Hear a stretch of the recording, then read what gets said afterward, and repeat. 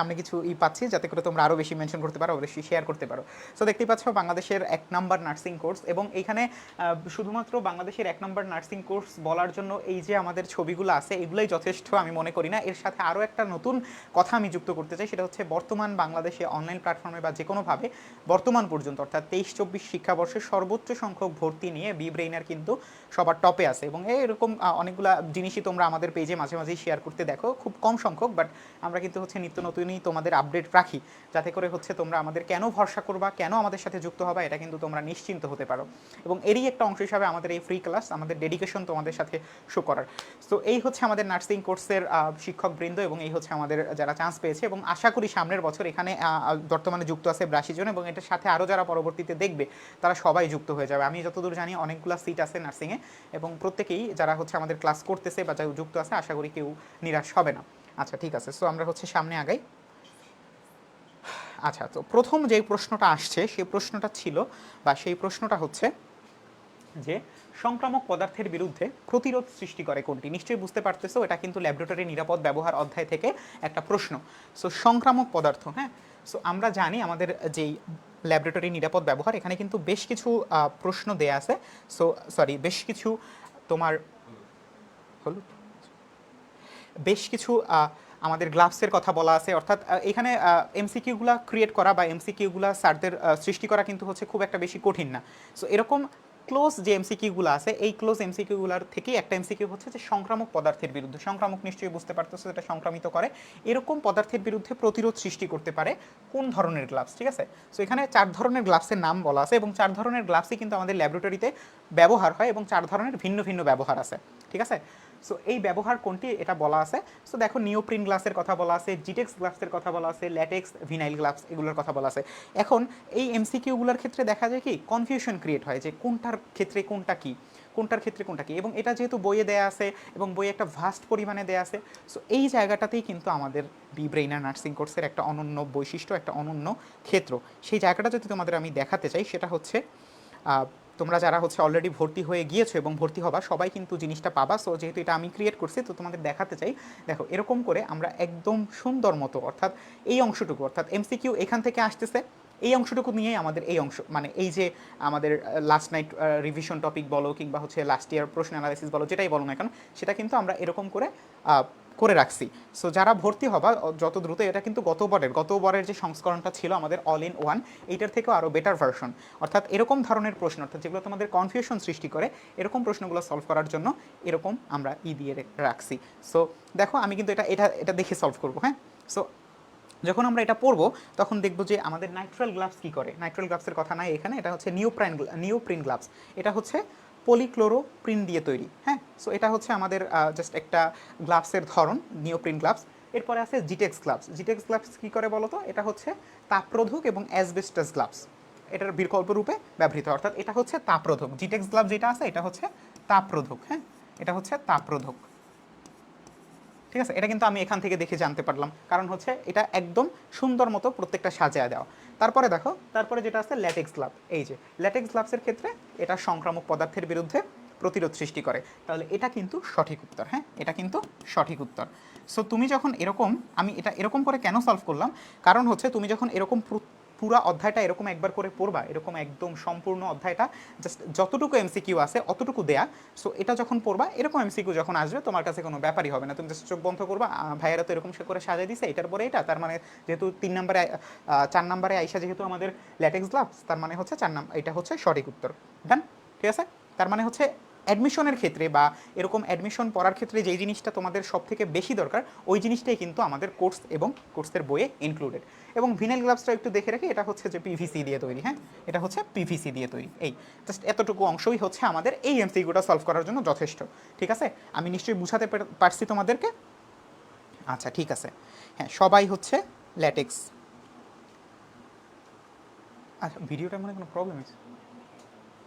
আচ্ছা ঠিক আছে, আটকায় যাইতেছে, ওকে। ঠিক আছে, তো আমরা হচ্ছে সামনে আগাই, নিশ্চয়ই প্রবলেমটা খুব দ্রুত সলভ হয়ে যাবে। এরপরে দেখো, এরপরে হচ্ছে একটা প্রশ্ন সলভ, এই যে এই প্রশ্নটার সলভও কিন্তু আমাদের এখানে দেয়া আছে এবং ট্রিক্স দেয়া আছে, ঠিক আছে। আমরা হচ্ছে ট্রিক্স আকারে আগাবো, যাতে করে সবগুলো তো ভাস্ট মনে রাখা সম্ভব না, কিছু ট্রিক্স লাগাবি, কারণ আমাদের ওই পরীক্ষার হলে 1 ঘন্টাই হচ্ছে লাইফে সব থেকে গুরুত্বপূর্ণ এবং ওই 1 ঘন্টার উপরে নির্ভর করতেছে আমাদের পরবর্তী জীবন। সো এখানে ট্রিক্স ইউজ করা হচ্ছে আমাদের জন্য ম্যান্ডেটরি, ওখানে ট্রিক্স ইউজ করা কোনো খারাপ কিছু না। আচ্ছা, সো দেখো কোনটি প্রাইমারি স্ট্যান্ডার্ড পদার্থ, হ্যাঁ এখানে হচ্ছে 2টা প্রশ্ন আছে। সো 2টা প্রশ্নের মধ্যে একটা প্রশ্ন হচ্ছে যে কোনটি প্রাইমারি স্ট্যান্ডার্ড পদার্থের বৈশিষ্ট্য এবং কোনটি স্ট্যান্ডার্ড পদার্থ নয়, এরকম পদার্থ মানে এরকম প্রশ্ন হয়ে থাকে, ঠিক আছে। সো আমাদের এখানে প্রশ্ন হচ্ছে কোনটি প্রাইমারি স্ট্যান্ডার্ড পদার্থ নয়।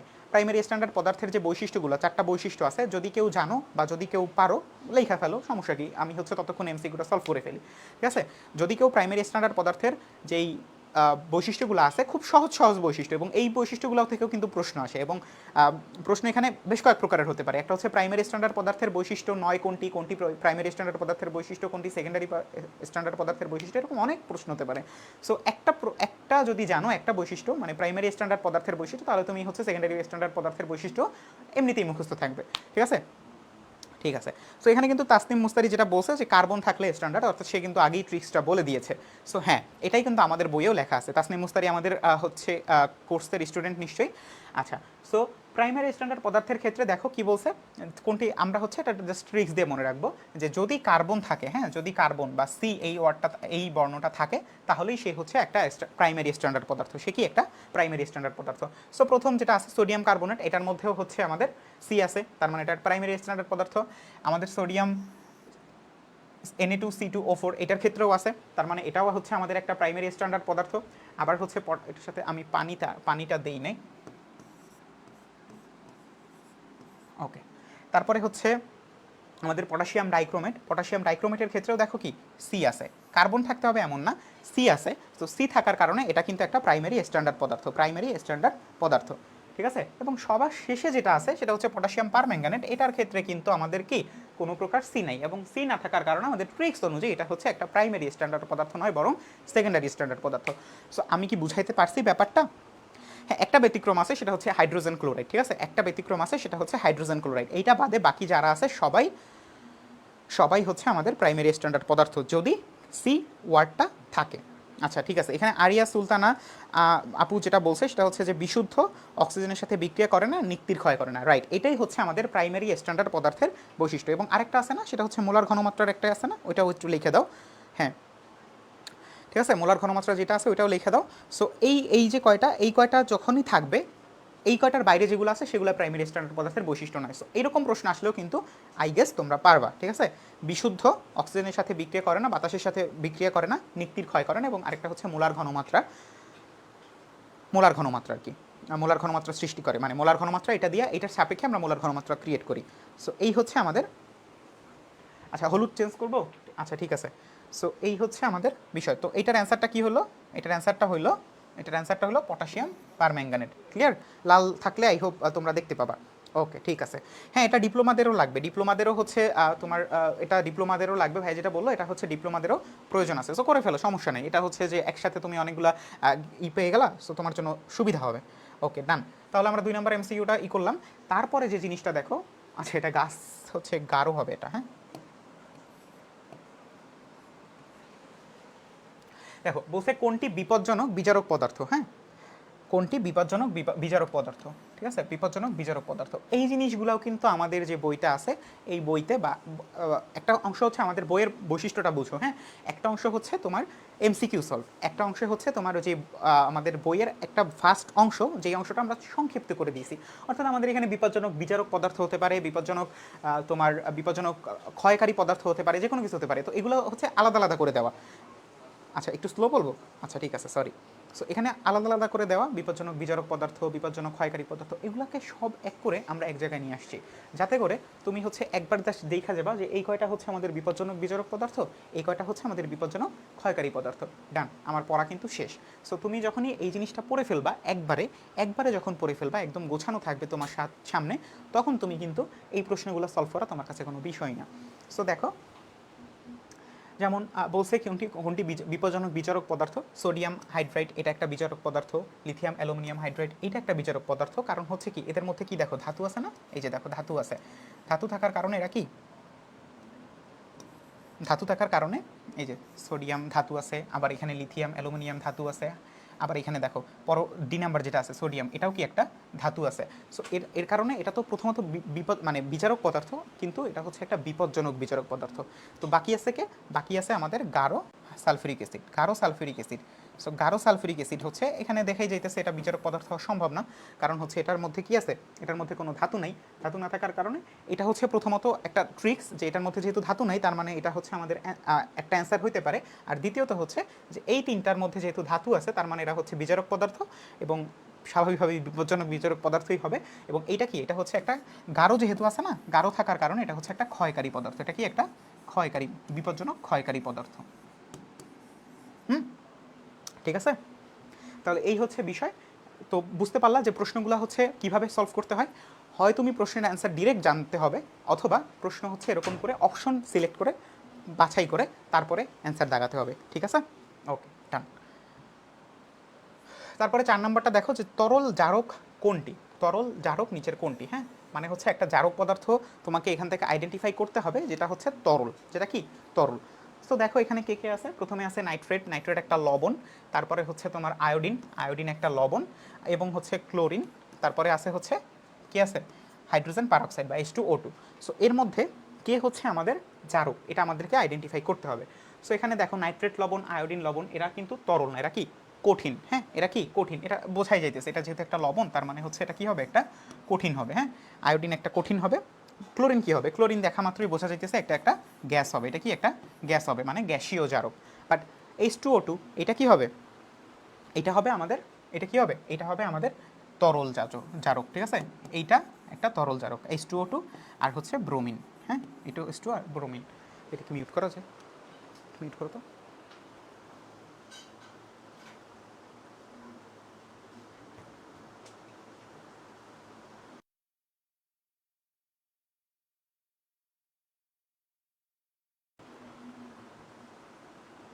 আচ্ছা, তারপর তাহলে বুঝতে পারলা এই জিনিসটা যে আমাদের হাইড্রোজেন পারঅক্সাইড এবং ব্রোমিন দ্রবণ এই দুইটা হচ্ছে তরল জারক।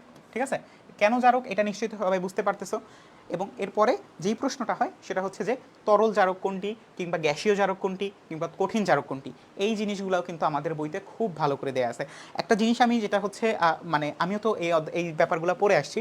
সো এই প্রথম অধ্যায়ের ক্ষেত্রে যে জিনিসটা হয় সেটা হচ্ছে যে অনেক কিছু অগোছালো আকারে দেয়া থাকে, যে কারণে আমাদের এই অধ্যায়গুলো বা এই অধ্যায়টা পড়তে একটু অস্বস্তি লাগে। হুম, তো এই জিনিসটা বোঝার মাধ্যমে আমরা হচ্ছে জিনিসটা চিন্তা করছি তোমাদের জন্য যে একদম সহজ করে সুন্দরভাবে গুছাই দিব, যাতে করে তোমরা হচ্ছে একবার বসবা, পড়বা, উঠে প্রশ্ন সলভ করবা, শেষ। এবং এই প্রশ্ন সলভ কোথা দিয়ে করবা এটাও কিন্তু আমাদের বইতে দেওয়া আছে। সো বুঝতেই পারতেছো আমাদের কোর্সের ডেডিকেশন কতখানি, কিংবা কোর্স থেকে আমরা কতটা তোমাদের জন্য অপশন রাখছি। সো এই হচ্ছে আমাদের তরল জারক কোনটি, এটার অ্যান্সারটা হচ্ছে H2O2, এটা হচ্ছে আমাদের সঠিক উত্তর। হ্যাঁ, এটা হচ্ছে একটা তরল জারক। ওকে ডান, এরপরে আমরা একটু সামনে যাব। ওকে ঠিক আছে, তো তোমরা কি ফ্রেন্ডসদেরকে মেনশন করতেছো না? কঙ্কা চন্দ্র, আচ্ছা আমি নতুন ক্লাস করছি, ওয়াও কংগ্রাচুলেশনস, তোমার জন্য অনেক অনেক শুভকামনা। আশা করি ভবিষ্যতের প্রত্যেকটা ক্লাস এবং কোর্সের সাথে তুমি আমাদের সাথে যুক্ত হবে। আচ্ছা দেখো, যে পরমাণু সামগ্রিকভাবে, পরমাণু নিশ্চয়ই আমরা বুঝতে পারতেছি, যেমন সোডিয়াম একটা পরমাণু, অক্সিজেন একটা পরমাণু। সো এরকম সামগ্রিকভাবে কোন আধানযুক্ত, হ্যাঁ সামগ্রিকভাবে কোন আধানযুক্ত, অর্থাৎ আলটিমেটলি, অর্থাৎ একটা পরমাণুকে যদি আমরা বর্ণনা করতে চাই তাহলে সে কোন ধরনের আধানযুক্ত, সে কি পজিটিভ, সে কি নেগেটিভ, নাকি হচ্ছে সে আধান নিরপেক্ষ। সো প্রথম যে কথাটা আছে সেটা হচ্ছে যে ধনাত্মক। পরমাণু কি ধনাত্মক? অবশ্যই না, পরমাণু ধনাত্মক না, কারণ আয়ন আকারে আমরা লিখি। ঠিক আছে, পরমাণু থেকে যখন একটা ইলেকট্রন যায় কিংবা একটা ইলেকট্রন আসে তখন আমরা সেটাকে আয়ন আকারে লিখি।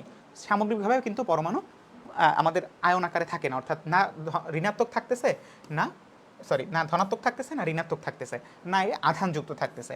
যেহেতু যেহেতু আমাদের পরমাণুর ক্ষেত্রে কি সামগ্রিকভাবে আমাদের প্রোটন এবং ইলেকট্রন এরা দুইজন যেহেতু ইকুয়াল থাকতেছে, ইকুয়াল থাকার কারণে আমাদের জিনিসটা কি নিরপেক্ষ থাকতেছে, আমাদের পরমাণুটা কি নিরপেক্ষ থাকতেছে। যখনই এখান থেকে ইলেকট্রন যাচ্ছে কিংবা ইলেকট্রন গ্রহণ করতেছে তখন সে আধানযুক্ত হচ্ছে। তো আলটিমেটলি পরমাণু সামগ্রিকভাবে কোন আধানযুক্ত, সামগ্রিকভাবে সে নিরপেক্ষ। ওকে ডান, সবাই খুব ভালোভাবে অ্যান্সারগুলো করতেছে। জোস। এরপর আমরা সামনে আগাই। তারপরে দেখো আলফা কণা কি, আলফা কণা আসলে কি, আলফা কণা কি, এটা হচ্ছে আমাদের প্রশ্নটা অ্যান্সার করতে হবে। প্রশ্নটা অ্যান্সার দেখি কে কে করতে পারে। প্রশ্নটা এখানে যেভাবে আছে এইভাবে যদি না করে এটার বর্ণনা আকারে যদি কেউ করতে পারে তার জন্য হচ্ছে আমি পুরস্কার রাখবো। ধন্যবাদ।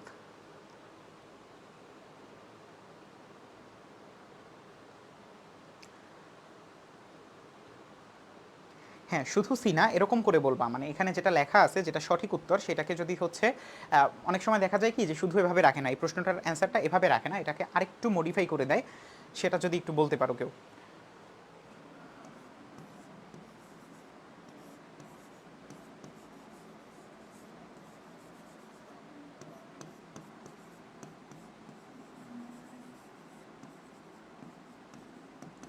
এটাকে বলা হয় দ্বিধনাত্মক হিলিয়াম নিউক্লিয়াস, ঠিক আছে? এটাকে কি বলা হয়? দ্বিধনাত্মক হিলিয়াম নিউক্লিয়াস, ঠিক আছে? এটাকে আমরা বলি দ্বিধনাত্মক হিলিয়াম নিউক্লিয়াস। এই তো গুড। হালিমা জান্নাত আপু তিনি কিন্তু হচ্ছে ঠিক বলছেন। এটা আমি জানতে চাচ্ছিলাম যে এটাকে আমরা বলতেছি, এই যে এটাকে না, এটাকে আমরা বলতেছি দ্বিধনাত্মক হিলিয়াম নিউক্লিয়াস। আলফা কণা মূলত যদি আমরা বর্ণনা করতে যাই তাহলে সেটা হচ্ছে দ্বিধনাত্মক হিলিয়াম নিউক্লিয়াস, ঠিক আছে?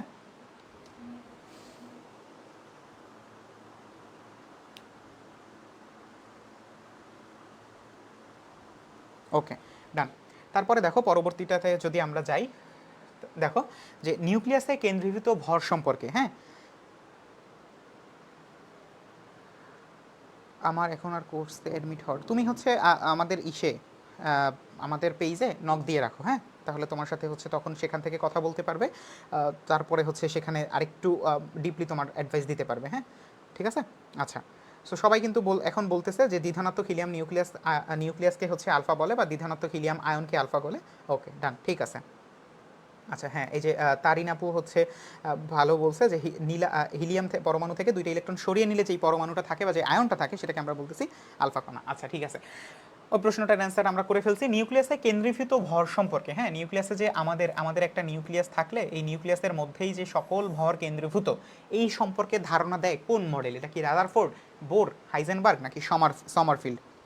এটা হচ্ছে আমাকে অ্যান্সার করতে হবে। এটা হচ্ছে যদি আমাদের একটা পরমাণু হয় তাহলে এই পরমাণুর মধ্যে এই যে ভর, কেন্দ্রীভূত ভর, এইটা কে ধারণা দেয়? এইটা ধারণা দেয় কিন্তু আমাদের রাদারফোর্ড সাহেব, হ্যাঁ, রাদারফোর্ড সাহেব ধারণা দেয়। আমরা নিশ্চয়ই কোন একটা কোথাও একটা এমসিকিউ, আচ্ছা আমার খেয়াল নেই কখন কাদের এটা সলভ করাইছি। সো রাদারফোর্ডের ক্ষেত্রে কি হয়েছে, রাদারফোর্ড যে কথাটা বলছে যে তার একটা সে একটা পরীক্ষা করছে, নিশ্চয়ই মনে আছে আমাদের সবার।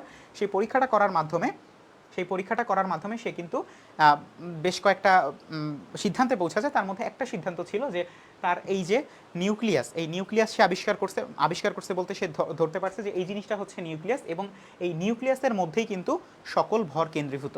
এবং আমরা কি দেখছি, তার যে পরীক্ষাটা, সেই পরীক্ষাটার মাধ্যমে এখানে একটা আলফা কণা যায় এবং সেটা হচ্ছে জিঙ্ক সালফাইড কণায় বিচ্ছুরিত হয়ে সবগুলা হচ্ছে ফেরত আসে, বাট একটা হচ্ছে এটার ভেদ করে চলে যায়। সো সেইটা সে ধরতে পারছে, এবং সেইখান থেকে আমরা বলতে পারি যে নিউক্লিয়াসে যে কেন্দ্রীভূত ভর, অর্থাৎ একটা পরমাণুর নিউক্লিয়াসেই সকল ভর কেন্দ্রীভূত থাকে, এই ব্যাপারটা, এই ধারণাটা আসছে আমাদের রাদারফোর্ড পরমাণু মডেল থেকে। এবং সে যে পরীক্ষাটা করেছিল, পরীক্ষাটা যেন কী ছিল একটু বলো তো আমাকে, পরীক্ষাটার নাম কী ছিল সেটা আমাকে জানাও। ঠিক আছে, ততক্ষণ আমি বলে দেই বোরের ক্ষেত্রে কি। বোরের ক্ষেত্রে হচ্ছে কৌণিক ভরবেগ, বোরের ক্ষেত্রে যে জিনিসটা কাজ করছে সেটা কি কৌণিক ভরবেগ, আর আর কি শক্তি স্তর। এই দুইটা ধারণা কে দিছে? এই দুইটা ধারণা পাইছি আমরা হচ্ছে বোরের পরমাণু মডেল থেকে। কৌণিক ভরবেগ এবং শক্তি স্তর, এই দুইটা ধারণা পেয়েছি আমরা বোরের পরমাণু মডেল থেকে এবং আলফা কণা বিচ্ছুরণ পরীক্ষার মাধ্যমে, রাইট। এটা হচ্ছে আমি হুট করে ভুলে গিয়েছিলাম, সমস্যা নেই, থ্যাংক ইউ। এটা হচ্ছে শাকিল খান ভাইয়া বলে দিছে, ধন্যবাদ। সো নিউক্লিয়াসে কেন্দ্রীভূত ভর সম্পর্কে ধারণা প্রদান করে রাদারফোর্ডের পরমাণু মডেল, এবং কৌণিক ভরবেগ এবং শক্তি স্তর সম্পর্কিত ধারণা এটা দেন হচ্ছেন বোর। ওকে, ডান, ঠিক আছে, তোমরা খুব ভালো পারো, ধন্যবাদ। আচ্ছা, তারপরে দেখো যে কোনটি ঊর্ধ্বপাতিত পদার্থের উদাহরণ নয়। হ্যাঁ, ঊর্ধ্বপাতিত নিশ্চয়ই বুঝতে পারতেছো যে তাপ দিলে সেটা হচ্ছে সরাসরি বাষ্পে পরিণত হবে। অর্থাৎ আমাদের কি হয় যে প্রথমে একটা কঠিন পদার্থ থাকে, সেখান থেকে তরলে পরিণত হয়, তারপরে গ্যাসীয় পরিণত হয়। বাট এই যে পদার্থ, এটার মধ্যে থেকে একটা পদার্থ আছে যেটা হচ্ছে এই বৈশিষ্ট্যটা তার মধ্যে আছে। বাট ঊর্ধ্বপাতিত পদার্থের যে বৈশিষ্ট্য সেটা কি, যে সে হচ্ছে কঠিন থেকে সরাসরি গ্যাসে পরিণত হবে বা বাষ্পীভূত হবে, গ্যাসে পরিণত হবে না, বাষ্পীভূত হবে। সো এর মধ্যে প্রথমটা দেখো, প্রথমটা কি, প্রথমটা হচ্ছে আয়োডিন। আয়োডিন কি একটা ঊর্ধ্বপাতিত পদার্থ? হ্যাঁ, আয়োডিনকে যদি আমরা তাপ দেই তাহলে সে সাথে সাথে বাষ্পীভূত হয়ে যাবে। তারপর দেখো নিশাদল, নিশাদল এটাকেও যদি আমরা তাপ দেই সাথে সাথে সে হচ্ছে ঊর্ধ্বপাতিত হয়ে যাবে। কর্পূর, যেটা হচ্ছে আমরা কি করি, কর্পূর যেন কি, কর্পূর যেন কি, কর্পূর হচ্ছে ওই যে আমরা বাসা বাড়িতে দিয়ে থাকি,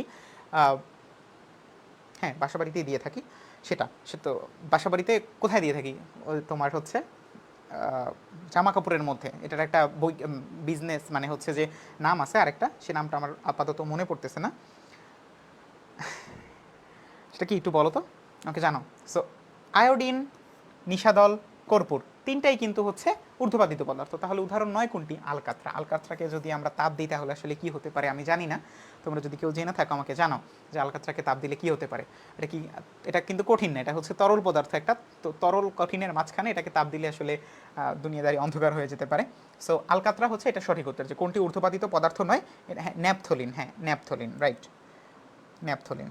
থ্যাংক ইউ, এটা হচ্ছে সাদিয়া লিমু আপু বলছে, ধন্যবাদ। ওকে, সো এটা কিন্তু অ্যান্সারটা হয়ে গেল আমাদের কোনটি ঊর্ধ্বপাতিত পদার্থের উদাহরণ নয়, আলকাত্রা ঊর্ধ্বপাতিত পদার্থের উদাহরণ নয়। এই জিনিসটা কিন্তু আমরা একবারেও সলভ করতে পারি, হ্যাঁ, যে আমাদের এই তিনটা আছে, এই তিনটা হচ্ছে আমাদের সঠিক উত্তর, তাহলে আলকাত্রা ভুল উত্তর। আমরা এত কথা কেন বলি, কারণ হচ্ছে তুমি যখন এই জিনিসটা এতবার বলতেছি আমি, এতবার তোমার সামনে জিনিসটা বারবার ফোকাস হচ্ছে, তোমার আর ভুল করার কোনো স্কোপই নেই। হ্যাঁ, যে ভাইয়া এতবার বলছে, এত প্যাক প্যাক করে বলছে, তো জিনিসটা আসলে ভুল করার কোনো স্কোপই রাখতেছি না আমি। ঠিক আছে, আশা করি তোমাদের ভুল হবেও না। হ্যাঁ, আচ্ছা, এক্সপেরিমেন্ট করে জানাবে একটা আপু, অবশ্যই জানাবে আমাদেরকে যে আসলে আলটিমেটলি কী হচ্ছে। আচ্ছা, তারপর দেখো কোন পরীক্ষার মাধ্যমে প্রোটনের অস্তিত্বের প্রমাণ পাওয়া যায়। হ্যাঁ, প্রোটনের অস্তিত্বের প্রমাণ পাওয়া যায়, অর্থাৎ একটা পরীক্ষা করা হয় যেই পরীক্ষাটার মাধ্যমে, অর্থাৎ আমাদের নিউক্লিয়াস একজন আবিষ্কার করছেন, আমাদের প্রোটন একজন আবিষ্কার করছেন, তারপরে হচ্ছে ইলেকট্রন, তারপরে কি নিউট্রন, এগুলো প্রত্যেকে হচ্ছে ভিন্ন ভিন্ন লোক আবিষ্কার করছেন।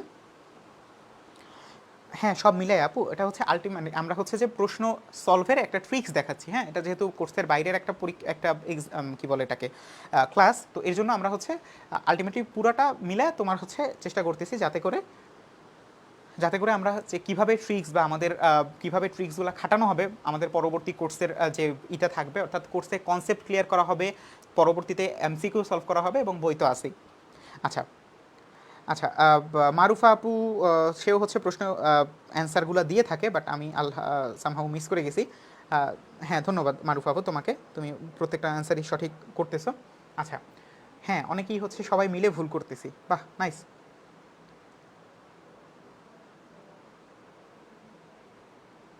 প্রোটনের প্রমাণ পাওয়া যায় ক্যানাল রশ্মি।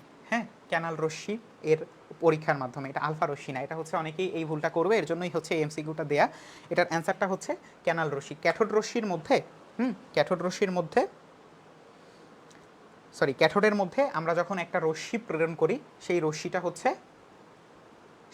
হচ্ছে একটা ক্যানাল রশ্মি, এবং এই রশ্মিটার মাধ্যমেই আমরা প্রমাণ পাই যে প্রোটন এর অস্তিত্ব আর কি। ঠিক আছে, এটার অ্যান্সারটা হচ্ছে এ, ক্যানাল রশ্মি। হ্যাঁ, এটা হচ্ছে ক্যানাল রশ্মি। ঠিক আছে, আমি এর জন্যই রশ্মি কথাটা এখানে উঠাই নেই, যাতে করে হচ্ছে তোমরা ভুল করো।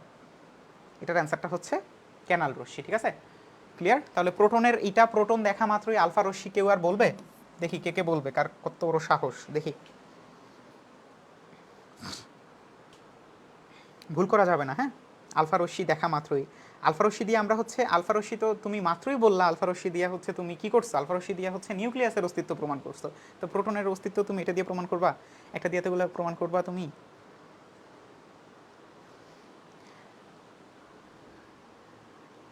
গণহারে ফুল।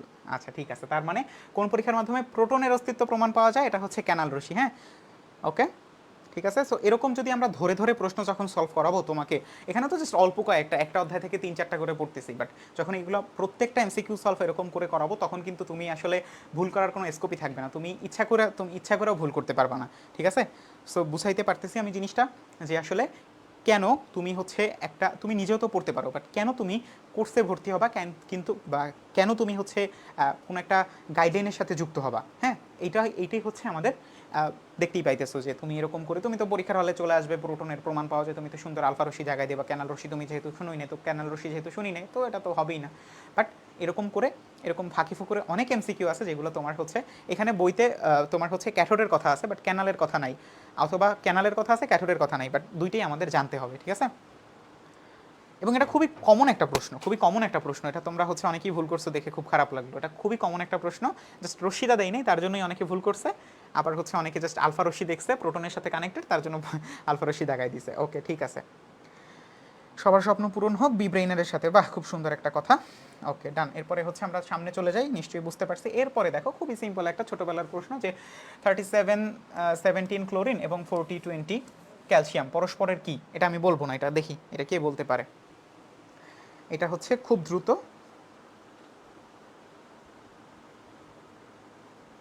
খুব দ্রুত এটার অ্যান্সারটা করবা। একবার ভুল করা নর্মাল, বারবার ভুল করা অপরাধ। হ্যাঁ, তামিম ভাইয়ের এটা একটা ভালো কথা ছিল। হ্যাঁ, এটার অ্যান্সারটা আমি কি বলছি? আচ্ছা, আমার ক্লাসের বৈশিষ্ট্য কি বলো তো? আমার ক্লাসের বৈশিষ্ট্য হচ্ছে যে তুমি এমসিকিউ এত সহজ আসে বা এত সহজ থাকে যে তুমি সবাই পারবে। বাট যে জিনিসটা কাজ করে আমার এমসিকিউগুলোর ক্ষেত্রে, বা যে এমসিকিউগুলো সিলেক্ট করি সেগুলোর ক্ষেত্রে, তুমি যখন এটা লিখে দিবা, লিখে দিবা যে এই জিনিসটার কারণে এই অ্যান্সারটা হয়েছে, তখন তুমি হচ্ছে ওই প্রশ্নটা কেন, ওই প্রশ্ন রিলেটেড কোনো প্রশ্ন যদি আসে তুমি ভুল করতে পারবা না। এটাই তো আমার এমসিকিউর বৈশিষ্ট্য। সো এখন যদি তোমরা আমাকে শুধু অ্যান্সারটা বলো তাহলে তো আমি কষ্ট পাবো। তুমি আমাকে, আচ্ছা দেখি আর আর 2 মিনিট দেখবো। হ্যাঁ ভাইয়া, জি। না না, ক্লাস চলে। ঠিক আছে।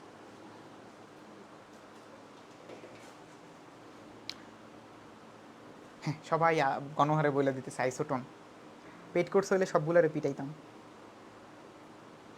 এই তো, হ্যাঁ, নিউট্রন সংখ্যা সমান, তাই আইসোটোন। এইটা বলতে হবে। আমি তো আইসোটোন এটা তো সবাই জানি, এখানে যে 113 জন আছে, এখানে 113 জন সবাই জানি এটা আইসোটোন। বাট স্পেশাল করে কি বলতে হবে যে এখানে নিউট্রন সংখ্যা সমান, নিউট্রন সংখ্যা সমান হওয়ার কারণে এটা আইসোটোন, এটা বলতে হবে না? হ্যাঁ। বাবা, আরেকজন আছে আরেকজনের লিখছে আইসোটোপ। পাও, কত সুন্দর একটা ভুল। আইসোটোন, কারণ হচ্ছে দেখো এখানে 37 বা ভর সংখ্যা মাইনাস হচ্ছে পারমাণবিক সংখ্যা, কত আসে 20।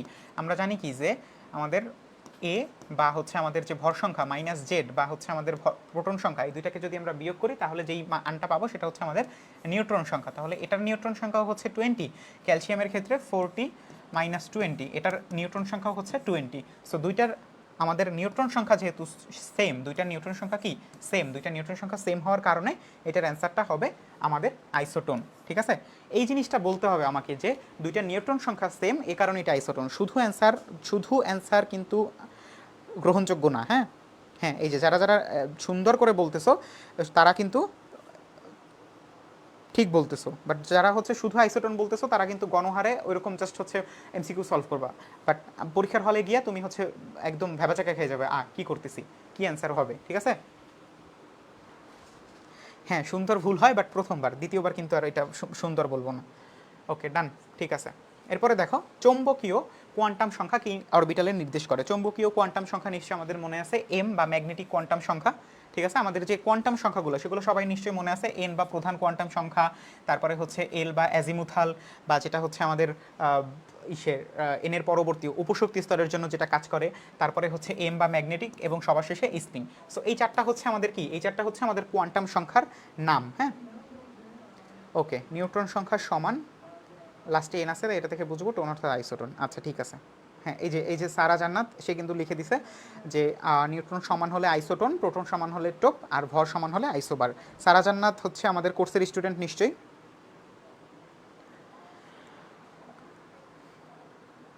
শাহিন খন্দকার ভাইয়া হচ্ছে, হ্যাঁ দেখছো, শাহিন খন্দকার ভাইয়াও কিন্তু তোমাদের আরেকজন টিচার, যে হচ্ছে চলে আসছে আমাদের ক্লাসে। আসসালামু আলাইকুম ভাইয়া।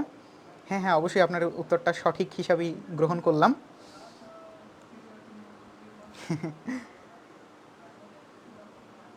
ধন্যবাদ ভাইয়া আমাদের ক্লাসে উপস্থিত হওয়ার জন্য। আমাদের স্টুডেন্টরা আপনাদের মানে অন্য টিচাররা যখন উপস্থিত হয় তাহলে তখন কিন্তু স্টুডেন্টরা অনেক বেশি উজ্জীবিত হয়। ধন্যবাদ ভাইয়া।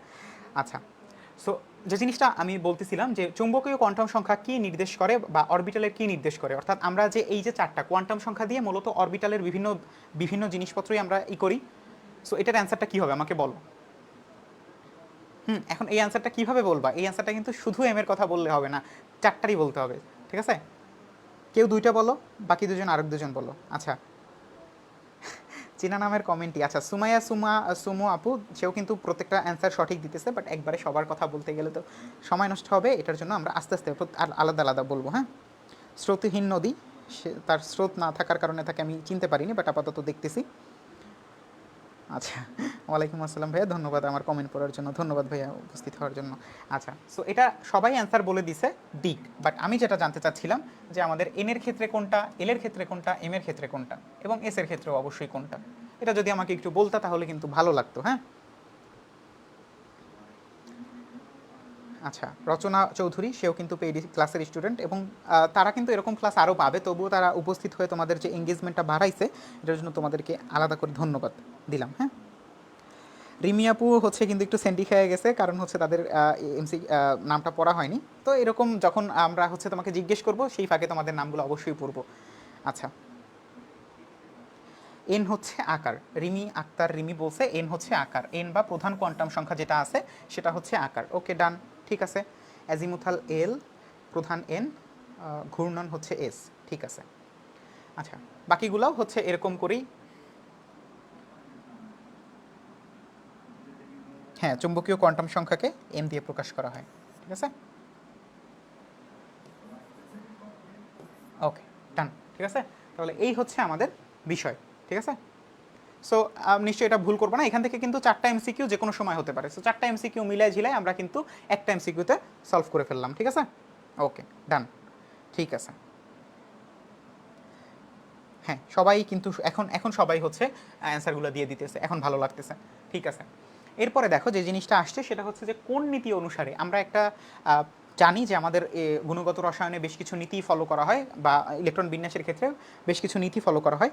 সো সেই নীতির মধ্যে কোন নীতিটা ফলো করে আমাদের যে 3D অরবিটাল, যেটা হচ্ছে আমাদের 3D, এই অরবিটালের প্রবেশের পূর্বে 4s-এ প্রবেশ করে, অর্থাৎ ইলেকট্রন 3D অরবিটালে প্রবেশ না করে কোথায় প্রবেশ করে, 4s অরবিটাল, 4s অরবিটালে প্রবেশ করে। সো এটা একটা নীতি অনুসরণ করেই হয়, একদম মানে হচ্ছে জোর করে হচ্ছে না, এটা কোনো একটা নীতি প্রবেশ মানে নীতি অনুযায়ী হচ্ছে। তো সেই নীতিটা কোনটা, সেইটা হচ্ছে আমাদের জানতে হবে। হ্যাঁ,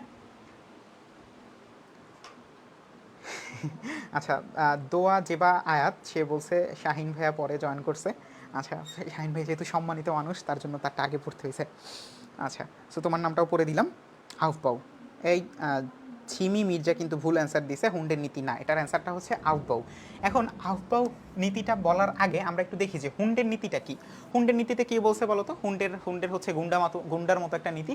সে বলছে যে না, হুন্ডা আমি হচ্ছে গুন্ডার মতো একটা কথা বলে দিলাম, সেটা হচ্ছে যে আমাদের এইরকম আগে প্রত্যেকটা অরবিটালে বা প্রত্যেকটা উপশক্তি স্তরে এরকম একটা একটা করে এমসিকিউ না, একটা একটা করে ইলেকট্রন থাকবে। এরপরে যদি ফাঁকা থাকে বা যদি ইলেকট্রন সংখ্যা থাকে, সেক্ষেত্রে আমরা কি করব, বাকি এমসিকিউ বলতেছি কেন, বাকি ইলেকট্রনগুলো প্রবেশ করবে, ঠিক আছে। সো এটা নিশ্চয়ই মনে আছে যে হুন্ডের নীতিটা আসলে কি, হুন্ডের নীতিটা কি মনে আছে সবার? হ্যাঁ, এই যে শ্রাবণী মিমাপু কিন্তু বলে দিছে যে আউটবাউ নীতিটা আসলে কি। আউটবাউ নীতি হচ্ছে যে খুব ভালো একটা জার্মান নীতি। আউটবাউ মানে হচ্ছে বিল্ডিং আপ। তো সেখান থেকে বিল্ডিং আপ মানে কি, যে আস্তে আস্তে প্রথমে নিম্ন শক্তি স্তর, তারপরে উচ্চ শক্তি স্তর, অর্থাৎ নিম্ন শক্তি স্তর থেকে আস্তে আস্তে উচ্চ শক্তি স্তরে যাবে। এটা হচ্ছে আউটবাউ নীতি অনুসারে। আচ্ছা, এটা সলভ আগে করে নেই। যে এখন দেখো আউটবাউ নীতি যেটা বলছিল, যে তিনি কি বলছে যে নিম্ন শক্তি স্তর থেকে উচ্চ শক্তি স্তরে প্রবেশ করবে। তো সেই হিসাবে আমাদের 3D এর ক্ষেত্রে কি, যে 3 প্লাস আমরা জানি ডি এর মান কত, 2, 3 2 5। 4 এর ক্ষেত্রে কি 4 প্লাস এস এর মান আমরা সবাই জানি 0, তাহলে 4 আর 0 কত হয় 4। তার মানে হচ্ছে আমাদের 4s is less than 3D। 3D হচ্ছে বেশি শক্তির। এই কারণে আউটবাউ নীতি অনুসারে এই কথাটাই তো বলছে আউটবাউ, যে আগে হচ্ছে নিম্ন শক্তি স্তরে প্রবেশ করবে, তারপরে উচ্চ শক্তি স্তরে। তো সেই হিসাবে 4s আগে প্রবেশ করতেছে, কারণ 4s কি নিম্ন শক্তি স্তর, 3D হচ্ছে উচ্চ শক্তি স্তর। সো সেই হিসাবে আমরা কিন্তু বলতে পারতেছি যে আউটবাউ নীতি অনুসারে এইরকম ব্যাপারটা ঘটে।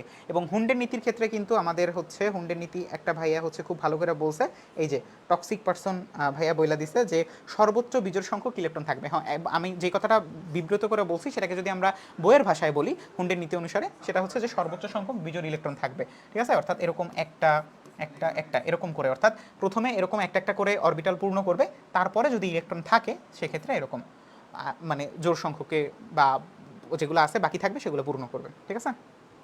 আচ্ছা, এবং সবার শেষে যে জিনিসটা আছে সেটা হচ্ছে পলির বর্জন নীতি। পলি যে বর্জন নীতি করছে, সেই বর্জন নীতিটা কী ছিল বলো তো? পলির বর্জন নীতিটা কী ছিল? পলির বর্জন নীতিতে ছিল যে 4টা কোয়ান্টাম সংখ্যার মান, অর্থাৎ এন এল এম এস, এই মান 4টা কি চারটার মান কখনোই কোনো দুইটা ইলেকট্রনের জন্য সেম হবে না কোনো পরমাণুর ক্ষেত্রে। কোনো একটা নির্দিষ্ট পরমাণুর ক্ষেত্রে এই চারটা পরমাণুর মান কি কখনোই সেম হবে না। আচ্ছা, আরিয়া সুলতানা আপু কিন্তু অবশ্যই নীতিটা, আচ্ছা নীতিটা লেখছে, কই দেখি নীতিটা কই লেখছে, এই যে হ্যাঁ, ইলেকট্রন আগে নিম্ন শক্তি স্তরে প্রবেশ করে পরে উচ্চ শক্তি স্তরে প্রবেশ করে। হ্যাঁ, তোমাকে একটা হচ্ছে রিয়াক্টও দিয়ে দিলাম, ধন্যবাদ। যারা যারা বিবৃত করে রাখে তাদের সবাইকে ধন্যবাদ, তাদের সবাইকে হচ্ছে আমি চেষ্টা করব রিয়াক্ট দিয়ে দেওয়ার জন্য। হ্যাঁ, সমান হবে না, রাইট। হ্যাঁ, এস অরবিটালটা প্রযোজ্য নয় হুন্ডের ক্ষেত্রে, এটা একটা আলাদা এমসিকিউ বইলা দিল, ধন্যবাদ। আচ্ছা, তারপরে দেখো আমাদের যে দীপশিখা, দীপশিখা এটাকে শিখা পরীক্ষায় আর কি, দীপশিখা, দীপটা একটু এক্সট্রা অ্যাড করে দিছে। তো দীপশিখা বা শিখা পরীক্ষায় সোনালী হলুদ, সোনালী হলুদ বর্ণ, হ্যাঁ সোনালী হলুদ বর্ণ উৎপন্ন করে কোন মৌলটি, ঠিক আছে, কোন মৌলটি সোনালী হলুদ বর্ণ উৎপন্ন করে। এইখানে হচ্ছে এটা হচ্ছে কেন জানি দেখলেই মানে মনে থাকে, কারণ হচ্ছে মিল আছে, যেটা অ্যান্সার হবে সেটার সাথে হচ্ছে এটার যে কালারটা বা কালারের যে নামটা সেটা মিল আছে, সো এজন্য কিন্তু এটা অনেক সহজ। টক্সিক পারসন ভাইয়া কিন্তু খুব দ্রুত অ্যান্সার করতেছে, তোমরা না বলতেছো কেন?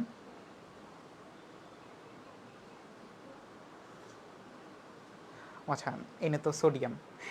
আচ্ছা ঠিক আছে, সোডিয়াম কিন্তু এটার অ্যান্সার, ঠিক আছে। সো পটাশিয়াম, ক্যালসিয়াম, ম্যাগনেসিয়ামগুলোর কুল কি তোমাদের মনে আছে? আমার মনে নেই।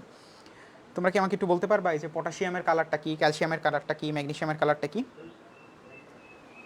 তাহলে কিন্তু হচ্ছে যে এই তিনটা আমরা একবার শিখে ফেলতে পারলাম। হ্যাঁ, সারা জান্নাত, মিথিলা আক্তার, রুনা, তাসনিম মুস্তারি, সারা জান্নাত, সুদীপ্তা রয়, সুমায়া সুমু সবাই হচ্ছে কিন্তু, হ্যাঁ এই যে সুমায়া সুমু কিন্তু এই কথাটাই মানে বলছে যে সোনালি ইকুয়াল সোডিয়াম, এই যে দন্তস্ব, দন্তস্ব, এটা দিয়ে কিন্তু মনে রাখা খুব একটা বেশি টাফ না। বাকিগুলাও যদি তোমরা হচ্ছে জানো, এই যে আরিয়া সুলতান আবু কিন্তু বইলা দিছে যে পটাশিয়াম হচ্ছে বেগুনি, পটাশিয়াম হচ্ছে বেগুনি, পটাশিয়াম কি বেগুনি। তারপরে আর কি আছে, ক্যালসিয়াম হচ্ছে ইটের মতো লাল, সরি লাল আর কি ইটের মতো লাল একই কথা। হ্যাঁ, এই যে লামি আপু কিন্তু হচ্ছে আমার আগেই বলে দিছিল সম্ভবত ইটের ন্যায় লাল। আর ক্যালসিয়াম হচ্ছে ইটের মতো। আর ম্যাগনেসিয়ামটা কি, ম্যাগনেসিয়াম আর বেরিলিয়াম কি কালার দেয় না, ম্যাগনেসিয়াম আর বেরিলিয়াম কি কালার দেয় না। আচ্ছা, আবার একবার বলে দিচ্ছি, সেটা হচ্ছে আমাদের দীপশিখায় বা শিখা পরীক্ষায় সোনালী হলুদ বর্ণ উৎপন্ন করে আমাদের সোডিয়াম, ঠিক আছে। এবং এই সোডিয়াম হচ্ছে যখন এটা ফ্লেমের মধ্যে দেয়া হয় তখন সে হচ্ছে যেই বর্ণটা উৎপন্ন করবে সেই বর্ণটা হচ্ছে সোনালী হলুদ বর্ণ, অর্থাৎ এটাকে যখন আমরা দেখব ফ্লেমের উপরে বা দীপশিখার উপরে তখন দেখব যে এটা একটা সোনালী হলুদ বর্ণ বা সোনালী হলুদ আভা সৃষ্টি করতেছে। এটা হচ্ছে সোডিয়ামের ক্ষেত্রে, দন্তস্ব থেকে সোনালী হলুদ বর্ণ, দন্তস্ব থেকে সোডিয়াম। বাকি যে দুইটা আছে পটাশিয়াম বা কে, কে এর জন্য হচ্ছে বেগুনি, হ্যাঁ কে এর জন্য কি বেগুনি। তারপরে ক্যালসিয়ামের জন্য যেটা আছে সেটা হচ্ছে লাল বা ইটের মতো লাল, ঠিক আছে। এই যে লাল যে কালারটা দিয়ে আমি লিখতেছি এই লাল অথবা ইটের মতো লাল, এটা হচ্ছে ক্যালসিয়ামের জন্য, সি এর জন্য। আর আমাদের এই যে ম্যাগনেসিয়াম, ম্যাগনেসিয়াম এবং বেরিলিয়াম এরা দুজন কি করে, এরা দুজন কিন্তু কালার দেয় না, ঠিক আছে, এরা দুজন কি কালার দেয় না, ঠিক আছে। তার মানে এখান থেকে কিন্তু মোটামুটি অনেকগুলো এমসিকিউ সলভ হয়ে গেল। সো এই যে একবারে যদি আমরা একটা এমসিকিউ দিয়ে অনেকগুলো এমসিকিউ সলভ করতে পারি, আমাদের সময় যেমন বাঁচবে তেমন হচ্ছে মনে রাখাও কিন্তু অনেক দিন সহজ হবে। নিক্টোজেন মৌল কোনটি? যারা যারা তৃতীয় অধ্যায় মানে কোনোভাবেও পড়ছে, মোটামুটিভাবেও পড়ছে, এমসিকিউ কি বলে এটাকে অ্যাডমিশনের জন্য পড়ছে, তারা কিন্তু সবাই এই এমসিকিউটা পারবে। দেখি আমি, না না রিমি একটা রিমি এই জিনিসটা ভাবলে কিন্তু হবে না। হ্যাঁ, এই জিনিসটাই হচ্ছে তোমার কোর্সের ক্ষেত্রে এই জিনিসটাই হচ্ছে সব থেকে বেশি গুরুত্বপূর্ণ। তুমি যখন মনে হবে যে তোমার তুমি সবাই সব কিছু পারতেছে বাট তুমি পারতেছো না, তখনই কিন্তু তোমার পড়ার স্পৃহাটা আসবে এবং এই জিনিসটাই সব থেকে বেশি গুরুত্বপূর্ণ, ঠিক আছে। আচ্ছা, গামারস্যি কি বলতেছে এরা? গামারস্যি, ঘামারস্যি বলতেছো কেন এখন তোমরা?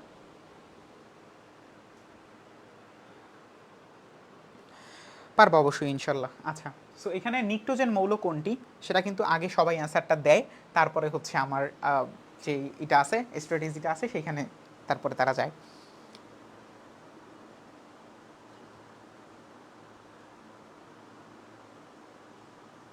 দেখি তো একটু আমার এখান থেকে যুক্ত হই, ততক্ষণ এর অ্যান্সারটা দিক। দেখি আজকে আমার এই স্টুডেন্টরা বুঝে কিনা যে আমি আসলে এখানে কি বলতে চাইতেছি। নিক্টোজেন মৌল কোনটি, আমি কি শুধু এটার অ্যান্সার চাইতেছি নাকি এটার সাথে আরও অন্য কিছু চাইতেছি, আমার কি আরও কোনো চাহিদা আছে কিনা। দেখি এটা আমার স্টুডেন্টরা বোঝে কিনা, যদি বোঝে তাহলে তো আমার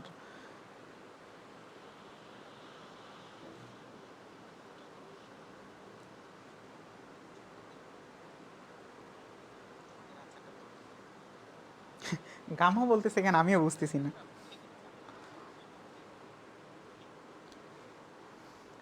আচ্ছা, ওই গ্রুপ 16 এর মৌলকে বলছে দেখি, গ্রুপ 16 এর মৌল বলছে শ্রাবণী মিম, তাকে একটা অ্যাংরি রিয়েক্ট দিয়ে সম্মানিত করা হচ্ছে।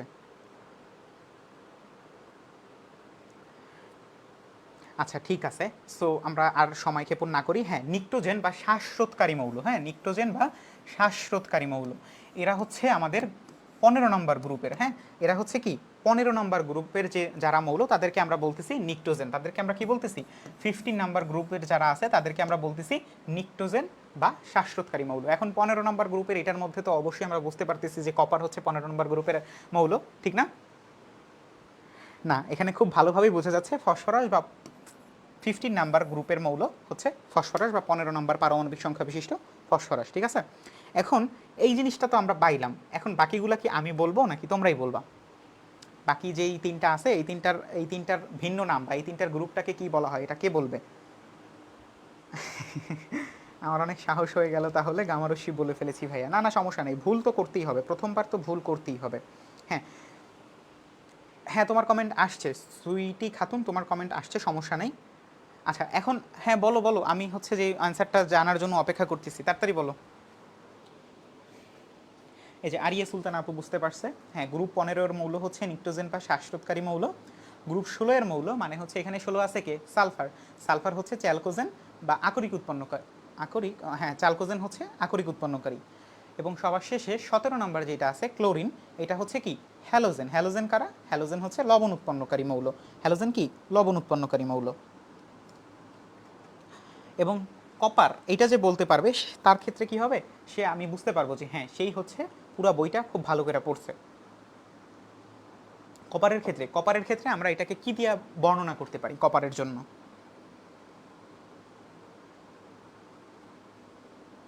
হ্যাঁ 16 হচ্ছে আকরিক গঠনকারী। হ্যালোজেন যে, হ্যালোজেন যে হচ্ছে তোমার, না কপার ডি ব্লক, ঠিক আছে কপার ডি ব্লক, সুন্দর একটা কথা। বাট কপার আরেকটা জিনিস আছে, আমরা জানি না, আমরা কি মানে আমরা জানি না মানে কি, আমরা জানি যে আমাদের কপার, তারপরে হচ্ছে কপারের নিচে কে সিলভার, এবং সবার শেষে কপারের নিচে হচ্ছে গোল্ড, সরি এটার নিচে যে গোল্ড, এই তিনটা একত্রে আমরা কি বলি, এই তিনটাকে আমরা একত্রে বলি মুদ্রা, মুদ্রা ধাতু, ঠিক আছে? চকলেট মৌল, 16 চকলেট মৌল। আচ্ছা এই তিনটাকে, হ্যাঁ এই যে তাসনিম মুস্তারি কিন্তু সবার আগে বলে দিছে মুদ্রা ধাতু, কপার মুদ্রা ধাতু, গুড। তাহলে এই ঠিক আছে, যারা হচ্ছে মুদ্রা ধাতু বলবে এখন তারা সবাই হচ্ছে বইটা খুব ভালো করে পড়ছে। সো এরকম ফাঁকে ফোকরে থেকে যারা বেশি করে পড়বে তারাই কিন্তু হচ্ছে আলটিমেটলি সব থেকে সুন্দর মতো অ্যান্সারগুলো করতে পারবে। হ্যাঁ মুদ্রা ধাতু, ওকে ডান, খুব ভালো। এই প্রশ্নটা, এটার জন্য অনেকক্ষণ সময় নিলাম, সরি। এরপর দেখো রং বেরঙের আলোকসজ্জায়, হ্যাঁ আলোকসজ্জার ক্ষেত্রে কোনটি ব্যবহার করা হয় সেটা আমাদের জানতে চাইছে, কোন আলোকসজ্জায় কোন নিষ্ক্রিয় গ্যাসটি ব্যবহার করা হয়, এটা আমাদেরকে অ্যান্সার করতে হবে, ঠিক আছে? এটা আমাদের অ্যান্সার করতে হবে। এটার জন্য আমি হচ্ছে একটা রাইখা দিছি, সেটা একটু দেখে আমি তোমাদেরকে বলবো। মানে হচ্ছে শুধু অ্যান্সারটা তো আমরা সবাই জানি, বাট এটার সাথে যে জিনিসটা লাগবে সেটাও আমরা বলে দিব। হ্যাঁ ঠিক আছে, সো দেখি আমাদের অ্যান্সার কে কে দিতে পারে, তারপরে আমরা সামনে আগাবো। হ্যাঁ এই যে সামিয়ান আলিমা, ভাইয়া না আপু, আচ্ছা আপু, সে কিন্তু বলে দিছে সঠিক উত্তর যে এটা হচ্ছে নিয়ন, রাইট। হিলিয়াম মুন্নি আলী এ কিন্তু হচ্ছে খুব বড় একটা ভুল করে ফেলছে, তাকে কি শাস্তি দেওয়া যায়, তাকে একটা হাহারিয়ে, সরি একটা অ্যাংরি রিয়েক্ট দিয়ে দেই। হ্যাঁ এটার অ্যান্সারটা হচ্ছে নিয়ন, এটার অ্যান্সারটা কি নিয়ন, 10 নম্বর মৌল নিয়ন। হ্যাঁ এটার অ্যান্সারটা হচ্ছে নিয়ন। এখন এটা তো আমরা বুঝতে পারলাম যে এটা হচ্ছে নিয়ন, হ্যাঁ তো নিয়নের সাথে আমাদের বাকিগুলোর কথাও বলতে হবে না? বাকিগুলোর কথাও আমরা একটু বলে ফেলি। যেমন দেখো হিলিয়াম, হিলিয়াম কি, হিলিয়াম হচ্ছে সবচেয়ে হালকা গ্যাস, সবচেয়ে হালকা গ্যাসকে, সবচেয়ে হালকা গ্যাস হচ্ছে হিলিয়াম, নিশ্চয়ই আমাদের মনে আছে হিলিয়ামের কথা। এবং হিলিয়াম কিন্তু হাইড্রোজেনের, মানে হাইড্রোজেনের তুলনায় হিলিয়াম গ্যাসের যে বেলুন, এটার উত্তোলন ক্ষমতা 92%, ঠিক আছে 92%। সো এই দুইটা হচ্ছে আমাদের হিলিয়াম রিলেটেড যে কথাবার্তা, সেই কথাবার্তা। তারপরে দেখো, আচ্ছা মুন্নি আপু, মানে জিন্নাতারা মুন্নি আপু, সে কিন্তু সঠিক উত্তরগুলো দিয়ে দিচ্ছে, তাকে অনেক অনেক ধন্যবাদ। আচ্ছা হ্যাঁ ইয়াসমিন ইতি আপু, আপনার কমেন্ট আসতেছে, সমস্যা নেই। তারপরে দেখো নিয়নের ক্ষেত্রে কি, নিয়নের ক্ষেত্রে মূলত আলো রিলেটেড যে কথাগুলো বার্তাগুলো থাকবে সবই হচ্ছে নিয়ন, ঠিক আছে? যেমনটা হচ্ছে দেখো এখানে আছে উজ্জ্বল লাল বর্ণের কুয়াশার মধ্যে, এটা কি, এটা হচ্ছে উজ্জ্বল লাল বর্ণের এবং কুয়াশার মধ্যেও দৃশ্যমান, এবং এই জন্যই আমাদের উড়ন্ত বিমানে এটা ইউজ করা হয়, কোনটা, নিয়ন, ঠিক আছে? তারপরে আর্গন দেখো, আর্গন কি করা হয়, আর্গনটা হচ্ছে বৈদ্যুতিক বাল্বে, শিট, বৈদ্যুতিক বাল্বে আমাদের হচ্ছে আর্গন নিষ্ক্রিয় পরিবেশ রূপে, ঠিক আছে, এটা তো একটা নিষ্ক্রিয় গ্যাস, তো নিষ্ক্রিয় পরিবেশ রূপে এটা হচ্ছে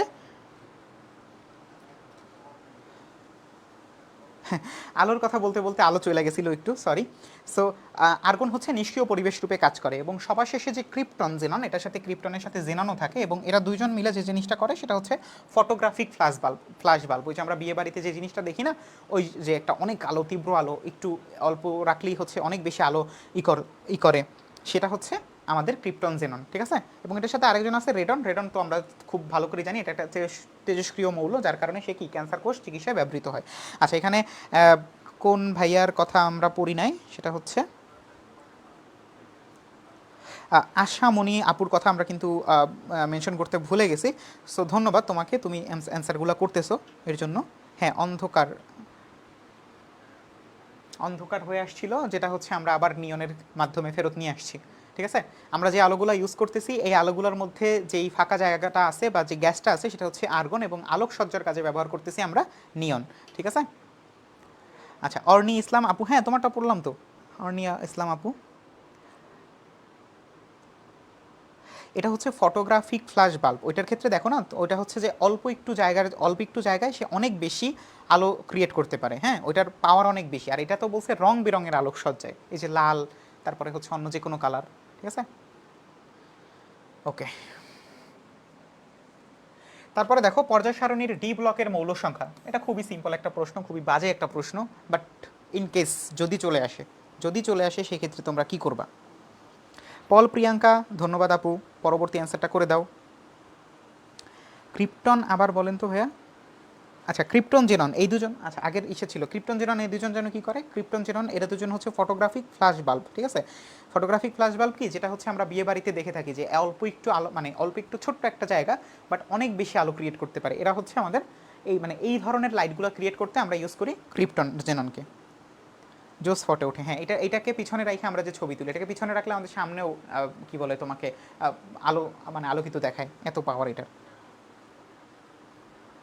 সারা জান্নাত, যিনি হচ্ছেন আমাদের মাসিক যে পরীক্ষাটা হয় প্রতিনিয়ত, সেই প্রতিনিয়ত যে প্রতি মাসে যে পরীক্ষাটা হয় সেই পরীক্ষায় দ্বিতীয় কিংবা প্রথম স্থান অধিকার করা সারা জান্নাত আবু, তাকে অনেক ধন্যবাদ। তিনি হচ্ছে ওইখানে ক্লাস করে এসে, যারা যারা হচ্ছে পেইড কোর্সে ক্লাস করে এসে ওইখানে এসে ক্লাস করতেছো, তোমাদের সবাইকে আলাদা করে ধন্যবাদ দিচ্ছি। 41, হ্যাঁ সবাই কিন্তু 41 অ্যান্সারটা সঠিক দিয়ে দিছে। তাহলে এর অ্যান্সার এটা কি দেখাবো আমি, এটা কি দেখাবো, এটা কোন ব্লক, যতক্ষণ না লিখতেছে ততক্ষণ পর্যন্ত হাত ছড়াবো না। ইসলাম জুই আপু হচ্ছে গণহারে ভুল করতেছে, আশা করি হচ্ছে সে এই পরবর্তী যে ক্লাসটা হবে সেই ক্লাসে কোনো প্রকার ভুল করবে না। S14, হ্যাঁ S14, তোমরা যেহেতু আমার হাতটা সরানোর জন্য উঠে পড়ে লাগছো অ্যান্সারগুলো দিয়ে, সো S হচ্ছে 14, P হচ্ছে 36 এবং F হচ্ছে 27। আমি যদি এখানে 28 লিখতাম তাহলে সেটা কি হইতো বলো তো, যদি আমি এখানে 28 লিখতাম তাহলে সেটা কি হইতো, সেটার অ্যান্সারটা কি হইতো, হ্যাঁ যদি আমি এখানে 28 লিখতাম, 28 যদি লিখতাম তাহলে সেটার অ্যান্সারটা আমরা কি করতাম, বা কিসের কোন প্রশ্নের উত্তর হিসাবে আমরা 28 বলতে পারি।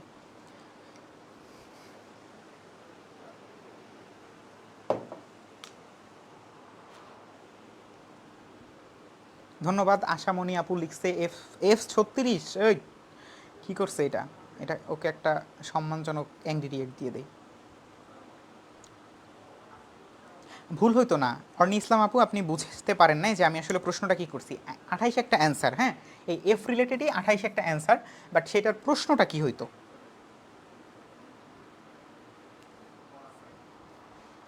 ইয়াসমিন নিত্যি আপু, আপনার প্রশ্নের উত্তরটা অফিসিয়ালরা দিয়ে দিবে ইনশাল্লাহ খুব দ্রুতই। এফ ব্লক হিসাবে না, আচ্ছা এটার প্রশ্নটা হয়তো অন্ত অবস্থানান্তর মৌল, হ্যাঁ দেখো এই যে আমাদের এফ ব্লক মৌল আছে না, এফ ব্লক মৌল হচ্ছে 27টা, বাট অন্ত অবস্থানান্তর মৌল আমরা কি জানি, আমরা ডি ব্লক মৌলগুলোকে কি বলি, ডি ব্লক মৌল একটা নির্দিষ্ট ক্রাইটেরিয়া ফিল করলে, অর্থাৎ ডি ব্লকের 1 থেকে 9-এর মধ্যে যদি থাকে তাহলে তাকে আমরা বলি কি অবস্থানান্তর মৌল, তাকে আমরা বলি অবস্থানান্তর মৌল, হ্যাঁ। তাকে আমরা বলি অবস্থানান্তর মৌল, ঠিক আছে। তো এটার পরিমাণটা হচ্ছে কম বেশি করে, কারণ হচ্ছে এটা আয়ন আকারে, এটা হচ্ছে ডি ব্লকের আয়ন আকারে আমরা এটাকে গণনা করি, সো এটার জন্য এটা কম বেশি করে। বাট এফ ব্লকের ক্ষেত্রে নির্দিষ্ট, এবং এই এফ ব্লকের ক্ষেত্রে মৌল হচ্ছে 27টা, বাট অন্ত অবস্থানান্তর মৌল, ঠিক আছে, অন্ত অবস্থানান্তর মৌল এইটা হচ্ছে তোমার 28টা, ঠিক আছে। তাহলে যদি প্রশ্ন আসে নিচে অন্ত অবস্থানান্তর মৌল কয়টি, এটার অ্যান্সারটা আমরা দেখাবো 28টি, ঠিক আছে।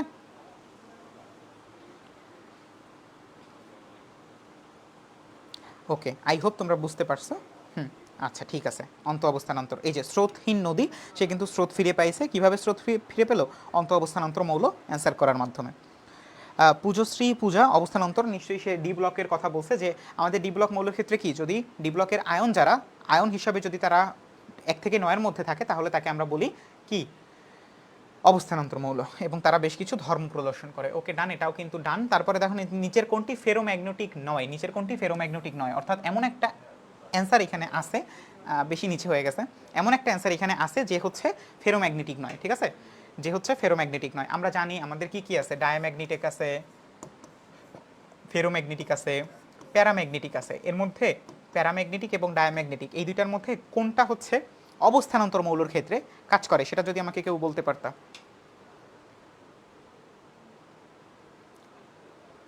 টাইটেনিয়াম, সবাই কিন্তু বলতেছে টাইটেনিয়াম, ঠিক আছে। ইয়াসমিনীতি, তাসনিম মুস্তারি, সামিয়ান, আলিমা সবাই কিন্তু বলতেছে টাইটেনিয়াম। সো তোমাদের কথা তো আমি ফেলতে পারবো না, তো এর জন্য টাইটেনিয়াম অ্যান্সারটা দাগাইলাম। বাট টাইটেনিয়াম অ্যান্সার দাগাইলেই তো হবে না, বাকিগুলা কি আমাদের iron, cobalt, nickel. Iron, cobalt, nickel এটা মনে রাখা খুব একটা বেশি কঠিন না। হ্যাঁ, ফিরে কি জানো, ফেরোনি কেন, হ্যাঁ এটা এটা আমরা মনে রাখতে পারি, ফেরোনি কেন, এটা দিয়া, হ্যাঁ ফেরোনি কেন, ফেরোনি কেন, কারণ হচ্ছে আমরা ফেরোম্যাগনেটিক। কেন ফিরিনি, কারণ আমরা ফেরোম্যাগনেটিক, ঠিক আছে। আচ্ছা, যে জিনিসটা প্রশ্ন করলাম যে এই ডায়া আর প্যারা এই দুইটার মধ্যে আমাদের কোনটা অবস্থানান্তর মৌলের উদাহরণ, সরি অবস্থানান্তর মৌলের বৈশিষ্ট্য, ডায়া প্যারা এই দুইটার মধ্যে কোনটা অবস্থানান্তর মৌলের বৈশিষ্ট্য, এটা আমাকে জানাও।